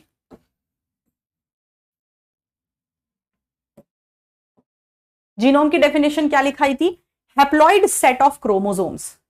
क्या लिखाया था, हैप्लॉइड सेट ऑफ क्रोमोसोम, यानी कि स्पर्म के अंदर जो 23 क्रोमोसोम्स हैं वो जीनोम है। ओवम के अंदर जो 23 क्रोमोसोम्स हैं वो सारे क्रोमोसोम्स को मिला के हम उस सेल का जीनोम कहते हैं। तो जीनोम का मतलब क्या होता है बेटा, हाफ या haploid set of chromosomes. Haploid set का मतलब कि ऐसा सेल जिसमें सारे क्रोमोसोम अपने अपने जैसे एक एक हैं, मतलब वो जोड़ों में नहीं है। ऐसा सेल जिसमें हर एक क्रोमोसोम की केवल एक एक कॉपी है, वो जोड़ों में नहीं है। तो ऐसे सारे क्रोमोसोम्स को मिलाकर हम कहते हैं कि ये इस सेल का जीनोम है। जैसे स्पर्म में, स्पर्म एक हैप्लॉइड सेल है ना, तो उसमें सारे क्रोमोसोम्स की एक एक कॉपी है, तो उस हैप्लॉइड कंटेंट को हम क्या कहते हैं, जीनोम कहते हैं। सो हैप्लॉइड कंटेंट या हैप्लॉइड नंबर ऑफ क्रोमोसोम्स को हम जीनोम कहते हैं। जैसे हमारे बॉडी के हर एक सेल में 46 क्रोमोसोम्स हैं, लेकिन स्पर्म और ओवम में 23 क्रोमोसोम्स हैं, तो वो जीनोम है। बताओ, समझ में आ गया बेटा सबको? चलिए, तो अब ये सारी खिचड़ी हटाते हैं और समझते हैं हैप्लॉइड डिप्लॉइड का कंसेप्ट अच्छे से फेयर तरीके से लिखते हैं। आ जाओ, एकदम फेयर तरीके से लिख लेते हैं। ये वाली स्लाइड्स हटा देते हैं, आ जाओ। So let's understand the concept of haploid and diploid.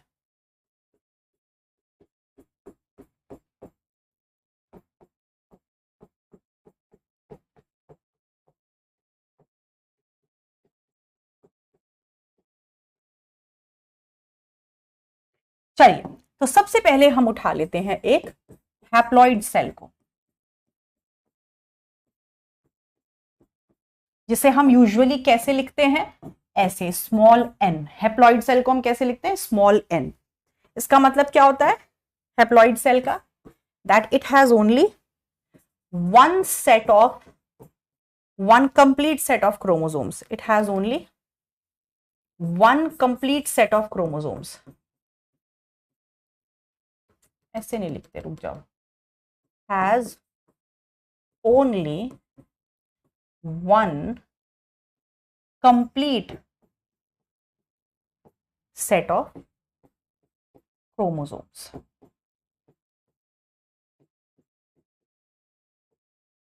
सिर्फ एक कंप्लीट सेट ऑफ क्रोमोसोम है, सिर्फ एक ही सेट है। एक सेट कहने का मतलब क्या है, that every chromosome is present in single copy.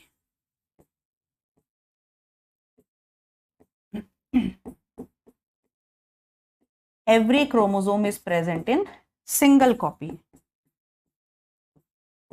हर एक क्रोमोसोम सिंगल कॉपी में प्रेजेंट है। ठीक है बेटा, जैसे हम यहां पर एग्जाम्पल ले सकते हैं, ह्यूमन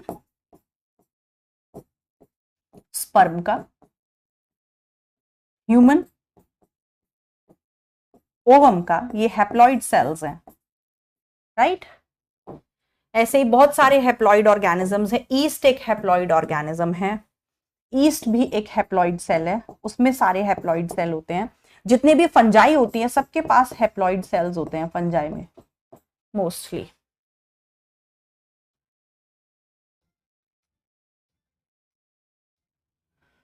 तो फंजाई में मोस्टली कैसे सेल्स होते हैं, हैप्लॉइड सेल्स होते हैं, राइट।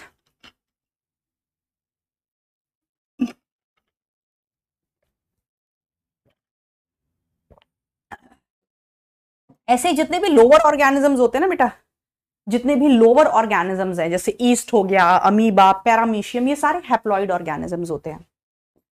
अमीबा, पैरामीशियम, ये सब हैप्लॉइड ऑर्गेनिजम्स होते हैं। और जो गैमीट्स होते हैं, हमारे जो गैमीट्स होते हैं, वो गैमीट्स कैसे होते हैं, अक्सर हैप्लॉइड सेल्स होते हैं। ठीक है बेटा, तो गैमीट कैसे होते हैं, जितने भी डिप्लॉइड ऑर्गेनिज्म होते हैं उनके जो गैमीट्स होते हैं वो कैसे होते हैं, हैप्लॉइड होते हैं। जैसे हम एक डिप्लॉइड ऑर्गेनिज्म है, ध्यान से सुनना इस पॉइंट को, अभी मैं टाइम दूंगी इसे लिखने का, पहले मेरी बात ध्यान से सुनो। हम ह्यूमंस कैसे ऑर्गेनिज्म है, डिप्लॉइड ऑर्गेनिज्म है। हम ह्यूमंस डिप्लॉइड ऑर्गेनिज्म है, माने कि हमारी बॉडी के हर एक सेल में 46 क्रोमोसोम्स हैं, लेकिन हमारे जो गेमीट्स हैं, जो हमारे रिप्रोडक्टिव पार्ट्स में बनते हैं, ओवरी के अंदर ओवम बनता है और आपका टेस्टिस के अंदर स्पर्म्स बनते हैं, तो जो रिप्रोडक्टिव पार्ट्स हैं उनके अंदर जो गेमीट बनते हैं वो हैप्लॉइड होते हैं। अदरवाइज हमारी बॉडी का हर एक सेल डिप्लॉइड सेल है, यानी कि हम ह्यूमंस कैसे ऑर्गेनिज्म है, डिप्लॉइड ऑर्गेनिज्म है। ऐसे ही अधिकतर एनिमल्स जो होते हैं हमारे आसपास, जो भी आप एनिमल्स देखते हो, वो एनिमल्स सारे डिप्लॉइड हैं, एनिमल्स सारे डिप्लॉइड होते हैं। लेकिन जो लोअर ऑर्गेनिजम्स होते हैं जैसे fungi, amoeba, paramecium, euglena, bacteria, ये सारे हैप्लॉइड ऑर्गेनिजम्स हैं। ओके, प्लांट्स भी काफी सारे हैप्लॉइड होते हैं, जैसे काफी सारी एल्गी हैप्लॉइड होती हैं, ब्रायोफाइट्स हैप्लॉइड होते हैं। लेकिन जो आपके आसपास जो कॉम्प्लेक्स पेड़ आपको देखने को मिलते हैं, जैसे आम का पेड़, नींबू का पेड़, लीची का पेड़, जितने भी एंजियोस्पर्म्स आपको अपने आसपास देखने को मिलते हैं, वो डिप्लॉइड प्लांट्स हैं। यानी कि एनिमल्स तो अधिकतर डिप्लॉइड होते हैं। डिप्लॉइड का मतलब समझ में आ गया, जोड़ों में। प्लांट्स भी मोस्टली प्लांट्स डिप्लॉइड होते हैं, बट कुछ प्लांट्स हैप्लॉइड होते हैं। जितने भी लोअर ऑर्गेनिजम्स हैं, अमीबा, ये सब, ये हैप्लॉइड होते हैं। और जो एनिमल्स में गेमीट होते हैं, एनिमल्स के जो गेमीट्स होते हैं, मेल गेमीट और फीमेल गेमीट, वो हैप्लॉइड होते हैं। ठीक, वो हैप्लॉइड क्यों होते हैं, क्योंकि वो मियोसिस से बनते हैं, ये हम आगे डिस्कस करेंगे। चलिए, आई होप इतनी कहानी समझ आ गई होगी। हाँ बेटा, अगर हैप्लॉइड सेल में एसेक्सुअल रिप्रोडक्शन होगा, जैसे बैक्टीरिया में सेक्सुअल रिप्रोडक्शन होता ही नहीं है, बैक्टीरिया में बाइनरी फिजन होता है, तो एक हैप्लॉइड बैक्टीरिया से 2 हैप्लॉइड बैक्टीरिया ही बनेंगे। ठीक है बेटा, चलिए आगे चलें बच्चों। लिख लिया इतना, बात समझ आ गई। चलिए अब हम आपको बताएंगे डिप्लॉइड क्या होता है। आ जाइए, अब डिप्लॉइड का मतलब समझते हैं।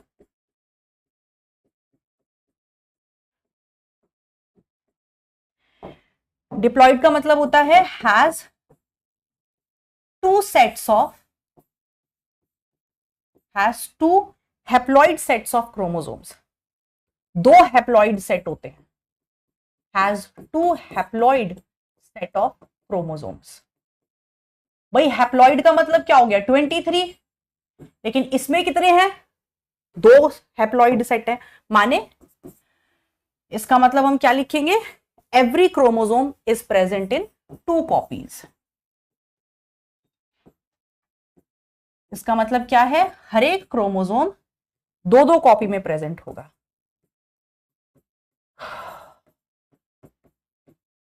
Is present in 2 copies. ठीक है बेटा, तो जैसे डिप्लॉइड में हम कहेंगे मोस्ट एनिमल्स आर डिप्लॉइड, अधिकतर एनिमल्स डिप्लॉइड होते हैं। एनिमल्स में आप जानते हो कौन कौन आ जाएंगे, मोस्ट प्लांट्स भी डिप्लॉइड होते हैं, माने अधिकतर एनिमल्स की जो प्लांट जो बॉडी होती है वो डिप्लॉइड होती है। मतलब उनकी बॉडी में हर एक क्रोमोसोम 2 अभी जरूरी नहीं कि हर एक, जैसे हमारे पास 46 क्रोमोसोम है, तो जरूरी नहीं दुनिया में जितने भी ऑर्गेनिज्म है सबके पास 46 क्रोमोसोम है, नहीं, किसी के पास 5 होंगे, 5 जोड़ी क्रोमोसोम है, किसी के पास 10 जोड़ी है, 12 जोड़ी है, 24 जोड़ी है। इस तरह हर एक ऑर्गेनिज्म में अलग अलग नंबर ऑफ क्रोमोसोम्स होते हैं, और अगर वो जोड़ों में है तो यानी कि वो एक डिप्लॉइड ऑर्गेनिज्म है। तो अधिकतर एनिमल्स डिप्लॉइड ऑर्गेनिजम्स होते हैं, माने कि उनकी बॉडी में, उनकी बॉडी के हर एक सेल में जो क्रोमोसोम्स हैं वो जोड़ों में है। राइट, चलिए तो यानी कि हम समझ सकते हैं, अगर मैं एक डिप्लॉइड सेल का मतलब जानना चाहूं तो उसको दिखाने का तरीका क्या है, आ जाइए देखते हैं।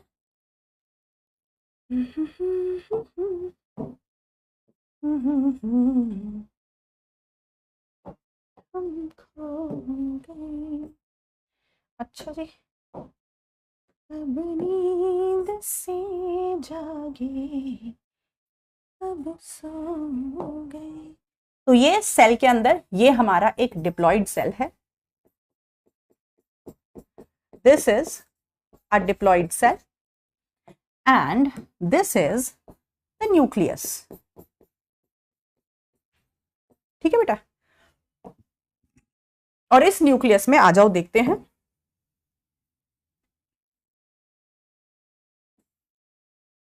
ये देखो, हरा क्रोमोसोम जोड़े में है,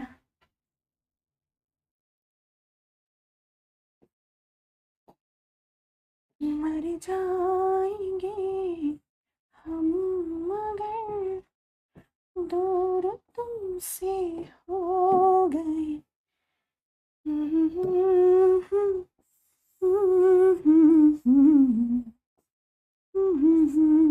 up to and so on, इस तरह से। तो एक डिप्लॉइड सेल ऐसा सेल होता है जिसमें जितने भी क्रोमोसोम हैं, 10 हैं, 12 हैं, आपके 46 हैं, यानी कि 46 हैं, जितने भी क्रोमोसोम है जोड़ों में होंगे। तो ऐसा ऑर्गेनिज्म डिप्लॉइड ऑर्गेनिज्म होता है जिसमें डिप्लॉइड सेल प्रेजेंट है। लेकिन एक हैप्लॉइड सेल में हमने क्या समझाया आपको, यहां पे लिख लेते हैं बेटा इसको भी, जैसे यहां पे हम लिख लेते हैं इसको कि एक हैप्लॉइड सेल में एक क्रोमोसोम की एक ही कॉपी होगी। व्हाइट अपने जैसा एक ही है, ऑरेंज अपने जैसा एक ही है, ग्रीन अपने जैसा एक ही है, नीला अपने जैसा एक ही है। तो हर एक क्रोमोसोम सिंगल कॉपी में है, every chromosome in single copy. ये डायग्राम अपना उससे उसमें बना लो, every chromosome in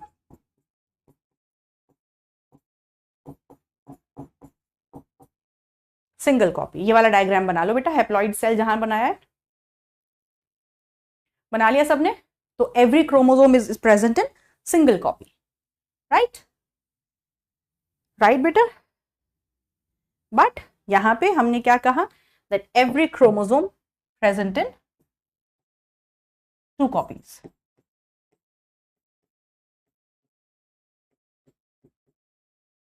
every chromosome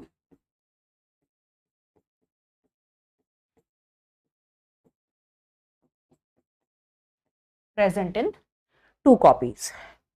अब जैसे मैंने इस हरे वाले को बाहर निकाल लिया, एक जोड़ी को बाहर निकाल लिया, राइट। सो दिस इज, हम इस जोड़े को क्या कहेंगे, इस जोड़े को हम क्या कहेंगे बेटा, इस जोड़े को हम कहेंगे होमोलोगस पेयर। क्या कहेंगे इस जोड़े को, होमोलोगस पेयर। और इस जोड़े में जो ये दोनों क्रोमोसोम्स हैं, इन्हें हम क्या कहते हैं, होमोलोगस क्रोमोसोम्स। माने कि एक जोड़े में जो 2 क्रोमोसोम्स हैं, उन्हें हम क्या कहते हैं, उन्हें हम होमोलोगस क्रोमोसोम्स कहते हैं।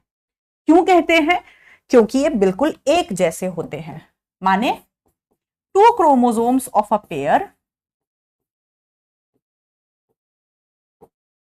2 chromosomes of a pair are similar in size, structure and kind of genes. In size, structure and kind of genes, उसके ऊपर जिस तरह की जीन्स प्रेजेंट होंगी वो भी एक जैसी होंगी। बाकी इसको होमोलोगस पेयर वाला कॉन्सेप्ट में और डिटेल में कहां बताऊंगी, मियोसिस में। अभी के लिए इतना जानो कि डिप्लॉइड सेल में सारे क्रोमोसोम्स 2-2 कॉपी में होते हैं और हर एक जोड़े को हम कहते हैं होमोलोगस जोड़ा, होमोलोगस पेयर। और इस जोड़े में जो ये दोनों क्रोमोसोम्स हैं, इन्हें हम क्या कहते हैं, होमोलोगस क्रोमोसोम्स। यानी कि ये दोनों क्रोमोसोम साइज में, स्ट्रक्चर में और इनके ऊपर कौन सी जीन्स बैठी हैं, इसमें एक जैसे हैं। ठीक है बेटा, सबने लिख लिया, लिखो फटाफट से, फिर आगे चलते हैं।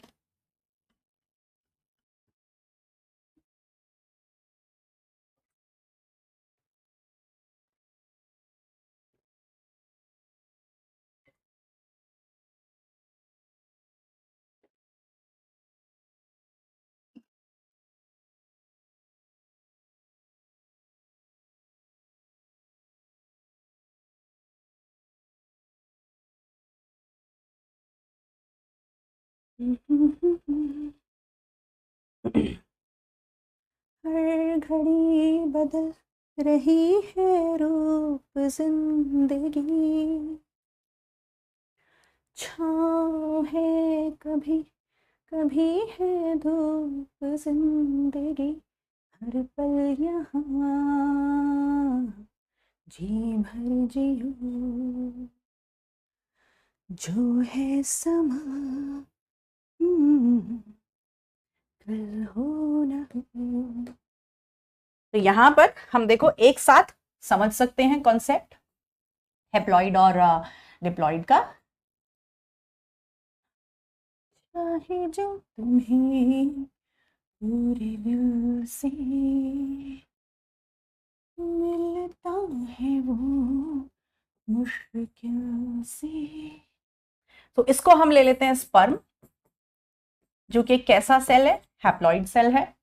इसको हम ले लेते हैं ओवम, जो कि हैप्लॉइड सेल है, और इसमें एक एक कॉपी बना लेते हैं, एक हरा यहाँ पे, एक हरा यहाँ पे, एक सफेद यहाँ पे, तो एक सफेद यहाँ पे, एक ऑरेंज यहाँ पे, तो एक ऑरेंज यहाँ पे, और एक नीला यहाँ पे, तो दूसरा नीला यहाँ पे। यानी कि हर एक क्रोमोसोम की सिंगल सिंगल कॉपी हमें देखने को मिल रही है।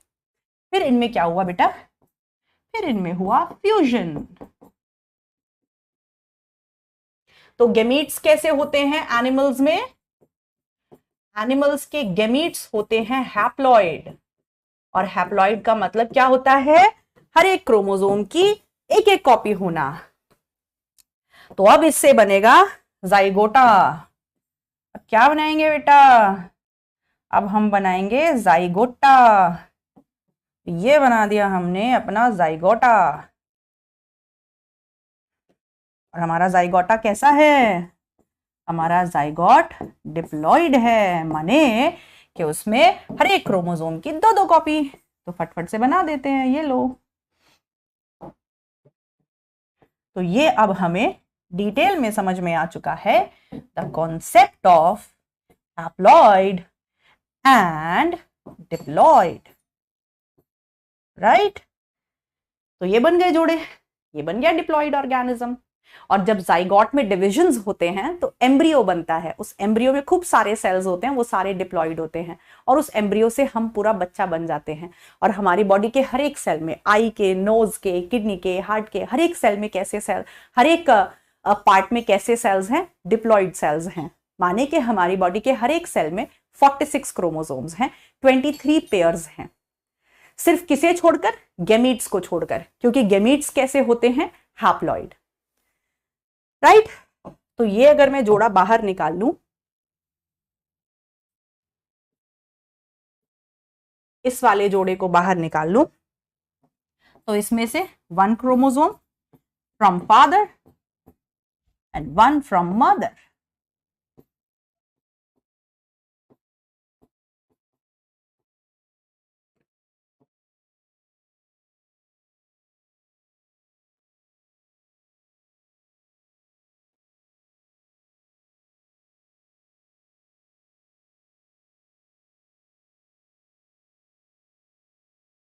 ठीक, so this is the concept of haploid and diploid. Genome समझ में आ गया, स्पर्म के पास क्या है, जीनोम है। ओवम के पास क्या है, जीनोम है। जीनोम का मतलब haploid set of chromosomes. Haploid set मतलब अगर हमारी बॉडी के हर एक सेल में 46 क्रोमोसोम है, तो हमारा हैप्लॉइड सेट कितना होगा, आधा, यानी कि 23 क्रोमोसोम्स। तो जो 23 क्रोमोसोम्स हैं, वो उसका मतलब क्या है, genome. Okay, got it, got it, got it. Zygote और जाइगोटा के बीच में कोई डिफरेंस नहीं है बे, जाइगोट जाइगोटा ही है। ऐसे ही बोल दिया मैंने प्यार से, मुझे जाइगोट पे प्यार आ रहा था तो मैंने उसे जाइगोटा बोल दिया।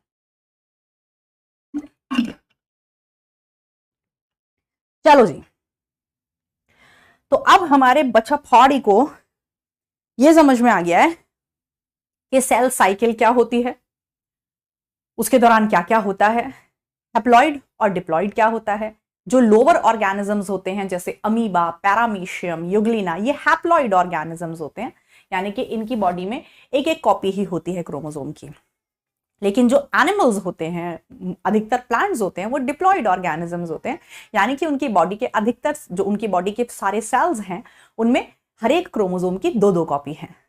लेकिन जो गैमीट्स होते हैं, स्पर्म और ओवम, वो हैप्लॉइड होते हैं, और हैप्लॉइड सेट ऑफ क्रोमोसोम्स को हम जीनोम कहते हैं। क्लियर मेरे बच्चों? चलिए, तो मैम ये कहानी तो हमें समझ आ गई है। ओके, तो चलिए अब एक पोल का क्वेश्चन करते हैं। ओम, चलिए पोल का क्वेश्चन करके बताओ।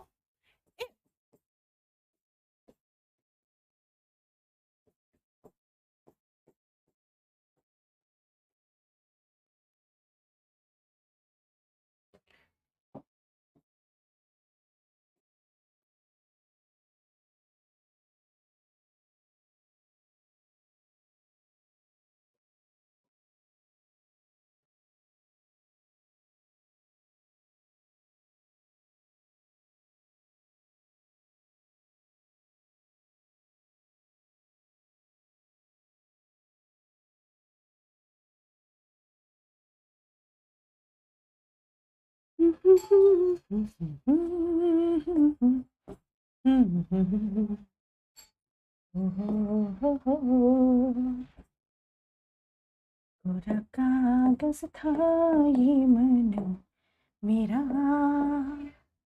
ये है आपके सामने पोल का क्वेश्चन, इसे फटाफट से सॉल्व करके बताओ। अगर एक डिप्लॉयड ऑर्गेनिज्म के पास 20 क्रोमोसोम्स हैं तो आपको बताना है उसका जीनोमिक कंटेंट कितना होगा। So this is your question and I am starting the poll. जिन बच्चों को पोल नहीं दिखेगा वो कर सकते हैं चैट बॉक्स में आंसर।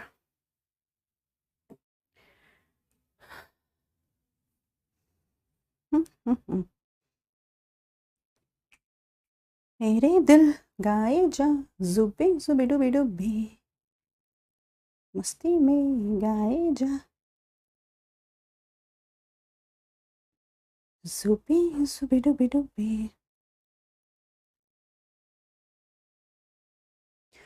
Done done done. चलिए देखते हैं what is the result of पोल।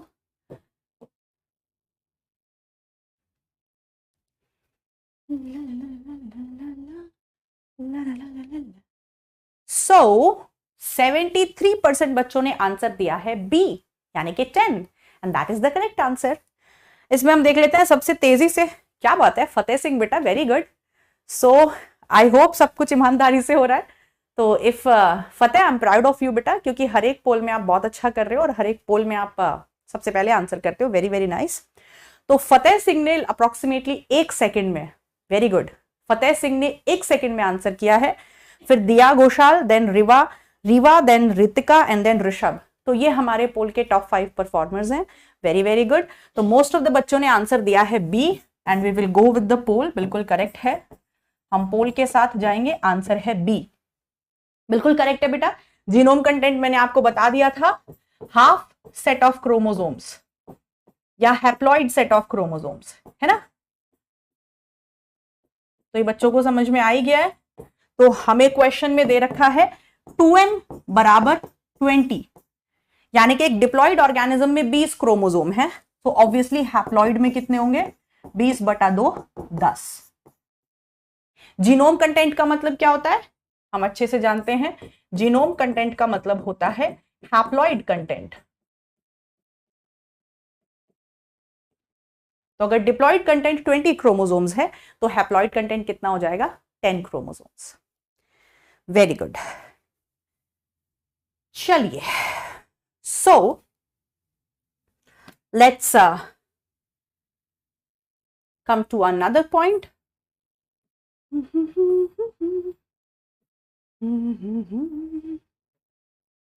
चलो एक क्वेश्चन और करते हैं पोल का।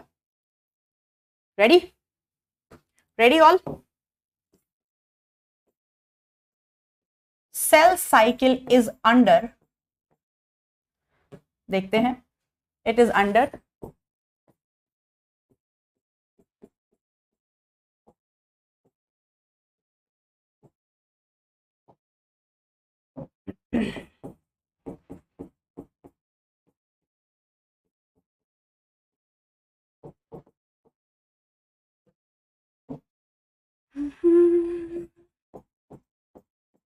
नदी के किनारे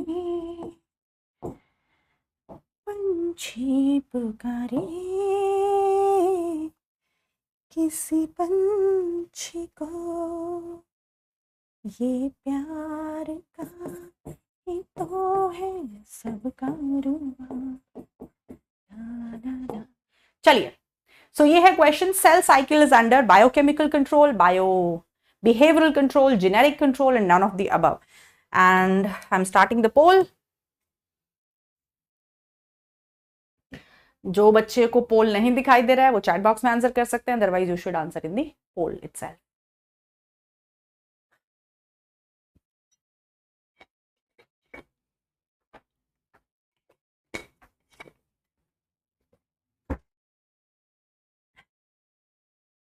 चलिए,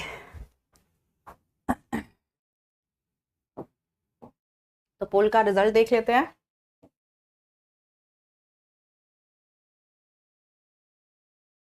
पोल का रिजल्ट आने में टाइम लगेगा। सो वेरी नाइस, 89% बच्चों ने आंसर दिया है C. So we will go with the poll. सबसे तेज आंसर दिया है फतेह सिंह ने 1.2 seconds, then Shreya, then Tushar, then Rishabh and then Dev Patel. Very good. चलिए, तो अभी हम करके हटे हैं, आंसर है सी। अभी ये लाइन एनसीईआरटी की मैंने आपको पढ़वाई थी, इंपॉर्टेंट है कि सेल साइकिल किसके कंट्रोल के अंडर होती है? Cell cycle is under the genetic control. चलिए, वेरी गुड। तो ये हमें समझ में आ गया सेल साइकिल क्या है, उसकी सीक्वेंस। अब बात करते हैं फेजेस ऑफ सेल साइकिल की। अभी हमारे पास 10 मिनट है जिसमें हम एक बेसिक सा आइडिया ले लेते हैं, कल के लेक्चर के लिए एक बेस बना लेते हैं और फिर बाकी डिटेल अगले लेक्चर में डिटेल डिस्कस करेंगे। सो फेजेस ऑफ सेल साइकिल।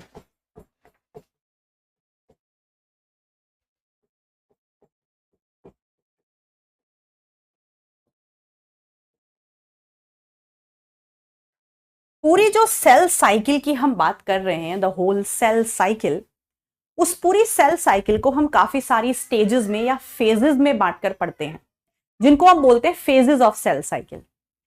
तो इसमें दो मोटी फेजेस आती हैं, दो मेजर फेजेस बताते हैं अभी। एक आती है इंटरफेज,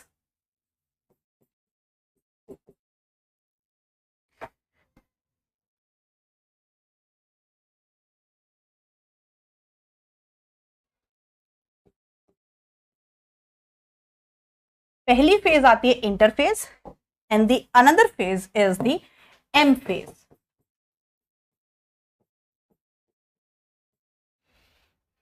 अब समझना बेटा ध्यान से, पूरी सेल साइकिल को मैंने आपके सामने दो भागों में बांट दिया है, एक है इंटरफेज और एक है एम फेज। अब ध्यान से सुनना, इंटरफेज वो फेज होती है जहां पर सेल खुद को तैयार करता है डिवीजन के लिए। यह तैयारी का समय होता है और इस तैयारी में सेल क्या क्या करता है? बहुत कुछ करता है। इस तैयारी के दौरान वो अपने साइटोप्लाज्म को बढ़ाता है, अपने डीएनए को दुगना करता है, अपनी सेल ऑर्गेनेलीज को दुगना करता है और अपने अंदर वो सारे सामान बनाकर रख लेता है जो डिवीजन के दौरान चाहिए होंगे, जैसे RNA, protein, amino acid, ATPs. तो ये सारा जो तैयारी का समय होता है, जहां सेल डिवाइड नहीं कर रहा है, वो खुद को तैयार कर रहा है, जो कुछ चाहिए होगा उस सबको दुगना कर रहा है, बना रहा है, ऐसी फेज को हम कहते हैं इंटरफेज। और आपको जानकर यह हैरानी होगी कि एक सेल, पूरी सेल साइकिल का 95% टाइम इंटरफेज में जाता है। मतलब पूरी सेल साइकिल में 95% टाइम जो है, यानी कि अगर मैं ह्यूमन सेल की बात कर रही हूं, मैंने आपको बताया था कि ह्यूमन सेल में पूरी सेल साइकिल 24 घंटों की होती है, तो लगभग 23 घंटे सेल खुद को तैयार करता है डिवीजन के लिए। और तैयारी में क्या क्या आता है मैंने अभी आपको बता दिया, यानी कि 23 घंटे 23 आवर्स उसको केवल इसी चीज में लगते हैं, इंटरफेज में। फिर बाकी का जो 1 घंटा बचता है उसमें होता है डिवीजन, एक्चुअल में डिवीजन। सो इंटरफेज जो है that is the preparatory phase. Interphase कैसी फेज है बेटा? प्रिपरेटरी फेज है, जिसमें वो खुद को तैयार करता है सेल। और इसमें भी फर्दर 3 फेजेस आती हैं। इंटरफेज को भी हम फर्दर 3 फेजेस में बांटकर पढ़ेंगे। कौन कौन सी, आ जाइए देखते हैं। G1 S phase and G2 phase. G1 phase, S phase and G2 phase. तो यानी कि सबसे पहले मैं आपको पढ़ाऊंगी कि एक सेल कैसे खुद को पहले तैयार, ये पूरा सेल साइकिल में ही आता है। पूरी सेल साइकिल में जो सबसे पहला पड़ाव है, जो सबसे पहली स्टेज है, वो इंटरफेज है, जहां सेल खुद को तैयारी करेगा डिवीजन की। और उसको भी हम फर्दर 3 फेजेस में बांटते हैं। यानी कि जो ये तैयारी हो रही है, इसको भी हम फर्दर 3 फेज में बांटकर पढ़ते हैं। G1 फेज, S फेज और G2 फेज। फिर आती है हमारी एक्चुअल में M फेज, जहां सेल डिवाइड करता है। सो this is the division phase. So this is the division phase. और इसको भी हम 2 भागों में बांटकर पढ़ते हैं, karyokinesis and cytokinesis.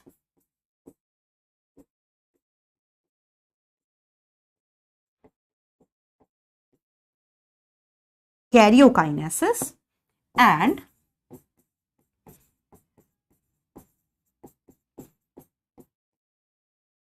Cytokinesis. Karyokinesis का मतलब होता है बेटा, सुनो ध्यान से, जब कोई सेल डिवाइड करता है, ये जो मैं भी बना रही हूं ये ड्रॉ नहीं करोगे तुम, ठीक है, ये ड्रॉ नहीं करोगे, बस समझोगे। ये एक सेल है, ये सेल के अंदर न्यूक्लियस है। तो इस सेल ने पहले तो खुद को तैयार किया, तैयार करके खत्म हो गया, वो कह रहा है मैं तैयार हूं डिवीजन के लिए। तो फिर सबसे पहले क्या होगा, सेल का जो न्यूक्लियस है वो डिवाइड करता है। ये देखो, जब तैयारी का समय खत्म हो जाता है, यानी कि इंटरफेज खत्म हो जाती है, उसके बाद फिर एम फेज चालू हो जाती है। एम फेज मतलब डिवीजन फेज। और डिवीजन फेज में सबसे पहले न्यूक्लियस डिवाइड करता है। तो ये जो न्यूक्लियस है ये डिवाइड हो गया और 1 से 2 न्यूक्लियाई बन गए। इसको हम कहते हैं कैरियोकाइनेसिस। कैरियो का मतलब होता है न्यूक्लियस और काइनेसिस का मतलब होता है डिवीजन। यानी कि एम फेज में सबसे पहले न्यूक्लियस डिवाइड करता है। तो एक सेल के अंदर 2 न्यूक्लियस हो गए। अब साइटोप्लाज्म डिवाइड करेगा। जो सेल के अंदर साइटोप्लाज्म भरा हुआ है वो डिवाइड करेगा, उसको कहते हैं साइटोकाइनेसिस। तो जब साइटोप्लाज्म डिवाइड करेगा तो अल्टीमेटली ये सेल 2 सेल में डिवाइड हो जाएगा। तो पूरी सेल साइकिल में क्या होता है बेटा, सबसे पहले खुद को तैयार करता है सेल। तैयार करने के बाद पहले उसके अंदर का न्यूक्लियस डिवाइड करता है, जिसे हम कैरियोकाइनेसिस कहते हैं। फिर साइटोप्लाज्म डिवाइड करता है, जिसे हम साइटोकाइनेसिस कहते हैं। और अल्टीमेटली एक सेल से 2 सेल हमें मिल जाते हैं और सेल साइकिल हो जाती है कंप्लीट। तो बेटा जी, कैरियोकाइनेसिस मतलब division of nucleus. Karyokinesis means division of nucleus and cytokinesis means division of cytoplasm.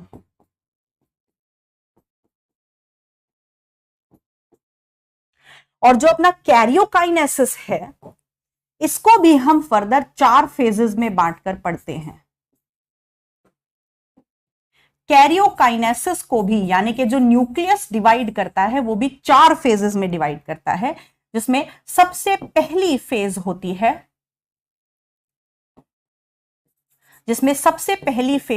है, प्रोफेज। प्रोफेज के बाद फिर सेकंड आती है मेटाफेज। फिर उसके बाद थर्ड आती है anaphase. And then comes the telophase. So this is the whole cell cycle. तो आपके सामने अभी जो मैंने बोर्ड पर बनाई है ये पूरी सेल साइकिल है। पहले मैं आपको इंटरफेज पढ़ाऊंगी जहां पे सेल खुद को तैयार करेगा, यहां डिवीजन नहीं होता, यहां सेल खुद को तैयार करता है, जिसमें पहले G1 फेज आती है, फिर S फेज आती है, फिर G2 फेज आती है। फिर उसके बाद न्यूक्लियस डिवाइड करता है। न्यूक्लियस 4 फेजेस में डिवाइड करता है, प्रोफेज, मेटाफेज, एनाफेज, टीलोफेज। फिर साइटोप्लाज्म डिवाइड करता है और अल्टीमेटली सेल साइकिल कंप्लीट हो जाती है। तो ये सब कुछ हम पढ़ने वाले हैं आगे आने वाले लेक्चर्स में। क्लियर है बेटा इतना सबको?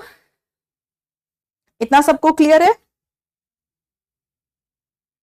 बताओ बेटा जल्दी। Everyone clear with this? चलिए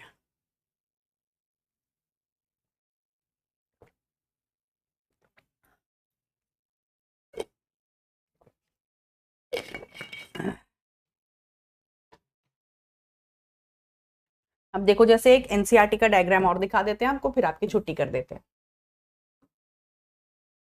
आप अपनी एनसीईआरटी अपने सामने खोल सकते हो बेटा।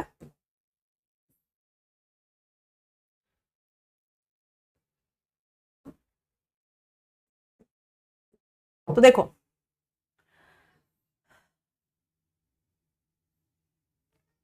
एनसीईआरटी में डायग्राम दे रखा है जो पूरी सेल साइकिल को समझा रहा है। तो आप देख सकते हैं यहां पर बेटा,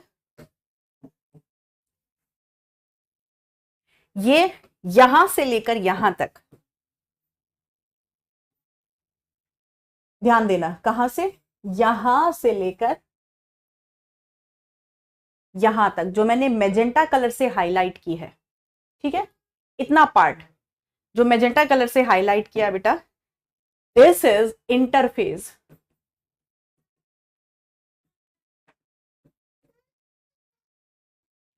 ये इंटरफेज है। क्या हो गया बेटा? आ रही हूं मैं, अभी आ रही हूं। तो ये बेटा पूरा इंटरफेज है, ठीक है। ये पूरा सोचो, इतना लंबा समय सेल खुद को तैयार करता है, इतने लंबे समय तक सेल खुद को तैयार ही कर रहा है डिवीजन के लिए। ये G1 फेज आ गई, ये S फेज और ये G2 फेज, ये तीनों फेज किस में आती है? इंटरफेज में। फिर उसके बाद देखो, आपको यहां दिखाई दे रहा है, जो हिस्सा मैं रेड कलर से हाईलाइट करूंगी, यहां से लेकर यहां तक, यहां से लेकर यहां तक, ये पूरी आपकी कैसी फेज है? M फेज है, मतलब जिसमें सेल खुद को डिवाइड करेगा। सो this is the M phase. जहां आपको दिखाई दे रहा है M फेज में, ये जो फेज है, ये वाली इतनी, ये कैरियोकाइनेसिस है और इतनी साइटोकाइनेसिस है, राइट। तो इसमें से भी बेटा, इसमें से भी इतनी जो है, ये वाली, ये न्यूक्लियर डिवीजन है और ये साइटोप्लाज्म का डिवीजन है। तो देखो, प्रोफेज, मेटाफेज, एनाफेज, टीलोफेज, ये चारों फेजेस किस में आती हैं? कैरियोकाइनेसिस में। और फिर क्या होगा ultimately? Cytokinesis. So this is the whole cell cycle, interphase, then karyokinesis and then cytokinesis. जब सेल ये डिसाइड कर लेता है कि उसे डिवीजन में नहीं जाना है, तो फिर वो कौन सी स्टेज में चले जाता है? G0 स्टेज में। ये मैं कल की क्लास में समझाऊंगी। अभी थोड़ी देर पहले बताया था ना कि सेल्स डिसाइड कर लेते हैं कि उन्हें आगे डिवाइड नहीं करना है। तो जब उन्हें डिवाइड नहीं करना होता, तो वो G1 में जाने की बजाय कहां चले जाते हैं? G0 में चले जाते हैं, यानी कि सेल साइकिल से खुद को सस्पेंड कर लेते हैं। Okay, so this whole is the cell cycle. ये पूरी हमारी हो गई सेल साइकिल, जिसको हमें एक एक करके डिटेल में पढ़ना है। तो आज के लिए इतना रखते हैं बेटा। आई होप आपको समझ में आ गया होगा। बस मैं एक चीज और बताना चाह रही हूं आपको कि बैक्टीरिया में, बस एक छोटा सा पॉइंट और बता रही हूं। In bacteria, that is the prokaryotic cell, there is no cell cycle, no cell cycle, मतलब वहां पे कोई ऐसी सेल साइकिल नहीं होती है। देयर आर नो फेजेस, इस तरह की कोई फेजेस नहीं होती हैं। मतलब ये जो सेल साइकिल का कॉन्सेप्ट है ये केवल यूकैरियोटिक सेल्स में होता है। ये जो सेल साइकिल का कॉन्सेप्ट है, जो मैंने अभी इतनी सारी आपको फेजेस बताई, G1 phase, G2 phase, S phase, prophase, metaphase, anaphase, ये नीट का आया हुआ क्वेश्चन है बेटा। ये सिर्फ किसमें देखने को मिलता है? यूकैरियोटिक सेल्स में, मतलब अमीबा में, पैरामीशियम में, यूग्लिना में, फंजाई में, एनिमल्स में, प्लांट्स में, ये सारे यूकैरियोटिक सेल्स होते हैं। तो यूकैरियोटिक सेल्स में इस तरह की सेल साइकिल देखने को मिलती है। लेकिन ये जो सेल साइकिल का कॉन्सेप्ट है, जो डिफरेंट फेजेस हैं, इंटरफेज, प्रोफेज, मेटाफेज, इस तरह की फेजेस बैक्टीरिया में एग्जिस्ट नहीं करती हैं। ये ध्यान रखना है, ये नीट का क्वेश्चन है। This is question of NEET कि बैक्टीरिया में इस तरह की कोई फेजेस नहीं होती हैं। ठीक है, यानी कि वहां पे सिंपली क्या होता है, आपको याद है हमने पढ़ा था पिछले चैप्टर में कि बैक्टीरिया के पास डबल स्ट्रैंडेड सर्कुलर डीएनए होता है, प्रॉपर क्रोमोसोम भी नहीं होता, जो उसके साइटोप्लाज्म में ही पड़ा रहता है। बैक्टीरिया के पास तो न्यूक्लियस ही नहीं होता, उसका जो डीएनए होता है वो साइटोप्लाज्म में पड़े रहता है, ऐसा होता है उसका डीएनए। तो यहां पे सिंपली क्या होता है, बैक्टीरिया में कि जो डीएनए है वो अपनी 2 कॉपी बनाता है, बस डीएनए रेप्लिकेशन होता है और कुछ नहीं होता। बस क्या होता है, डीएनए रेप्लिकेशन, और अल्टीमेटली एक बैक्टीरिया 2 बैक्टीरिया में बदल जाता है। बस वहां पे सिंपली इस तरह से होता है। और ये कब हो रहा है? ये बाइनरी फिजन के दौरान हो रहा है। ये जो डिवीजन हमें देखने को मिल रहा है बैक्टीरिया में, ये हमें बाइनरी फिजन के दौरान देखने को मिल रहा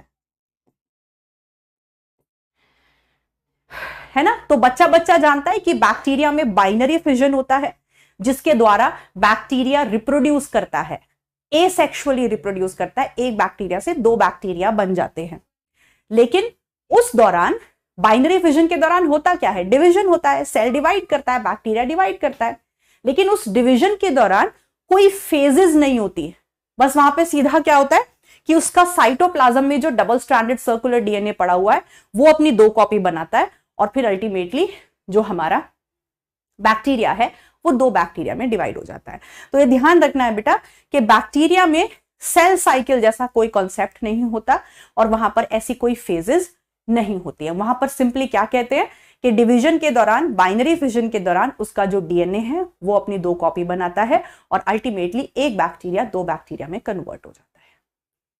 okay, so this was the question of NEET.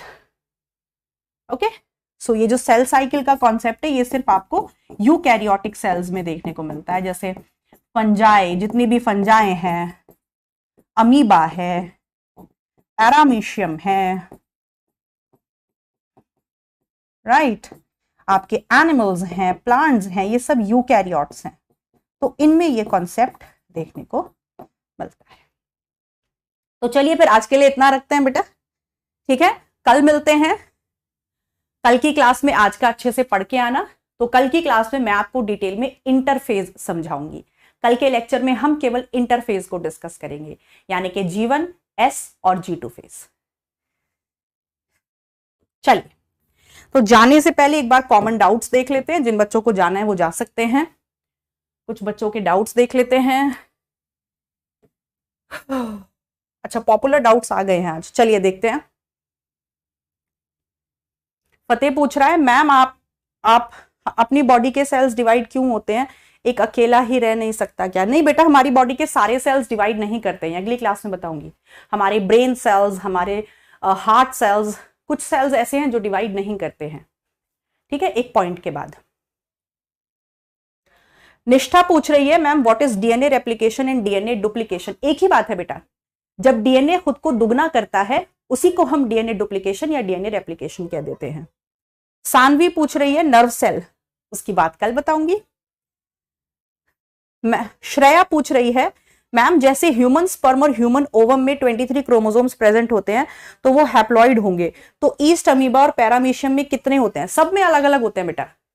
जितनी भी स्पीशीज धरती पर हैं सब में अलग अलग क्रोमोसोम्स होते हैं। चिंपैंजी, ओरंगुटैन, गोरिल्ला, हाथी, घोड़ा, चींटी, सब में अलग अलग नंबर ऑफ क्रोमोसोम्स हैं, तो उनके गैमीट्स में भी अलग अलग नंबर ऑफ क्रोमोसोम्स होंगे।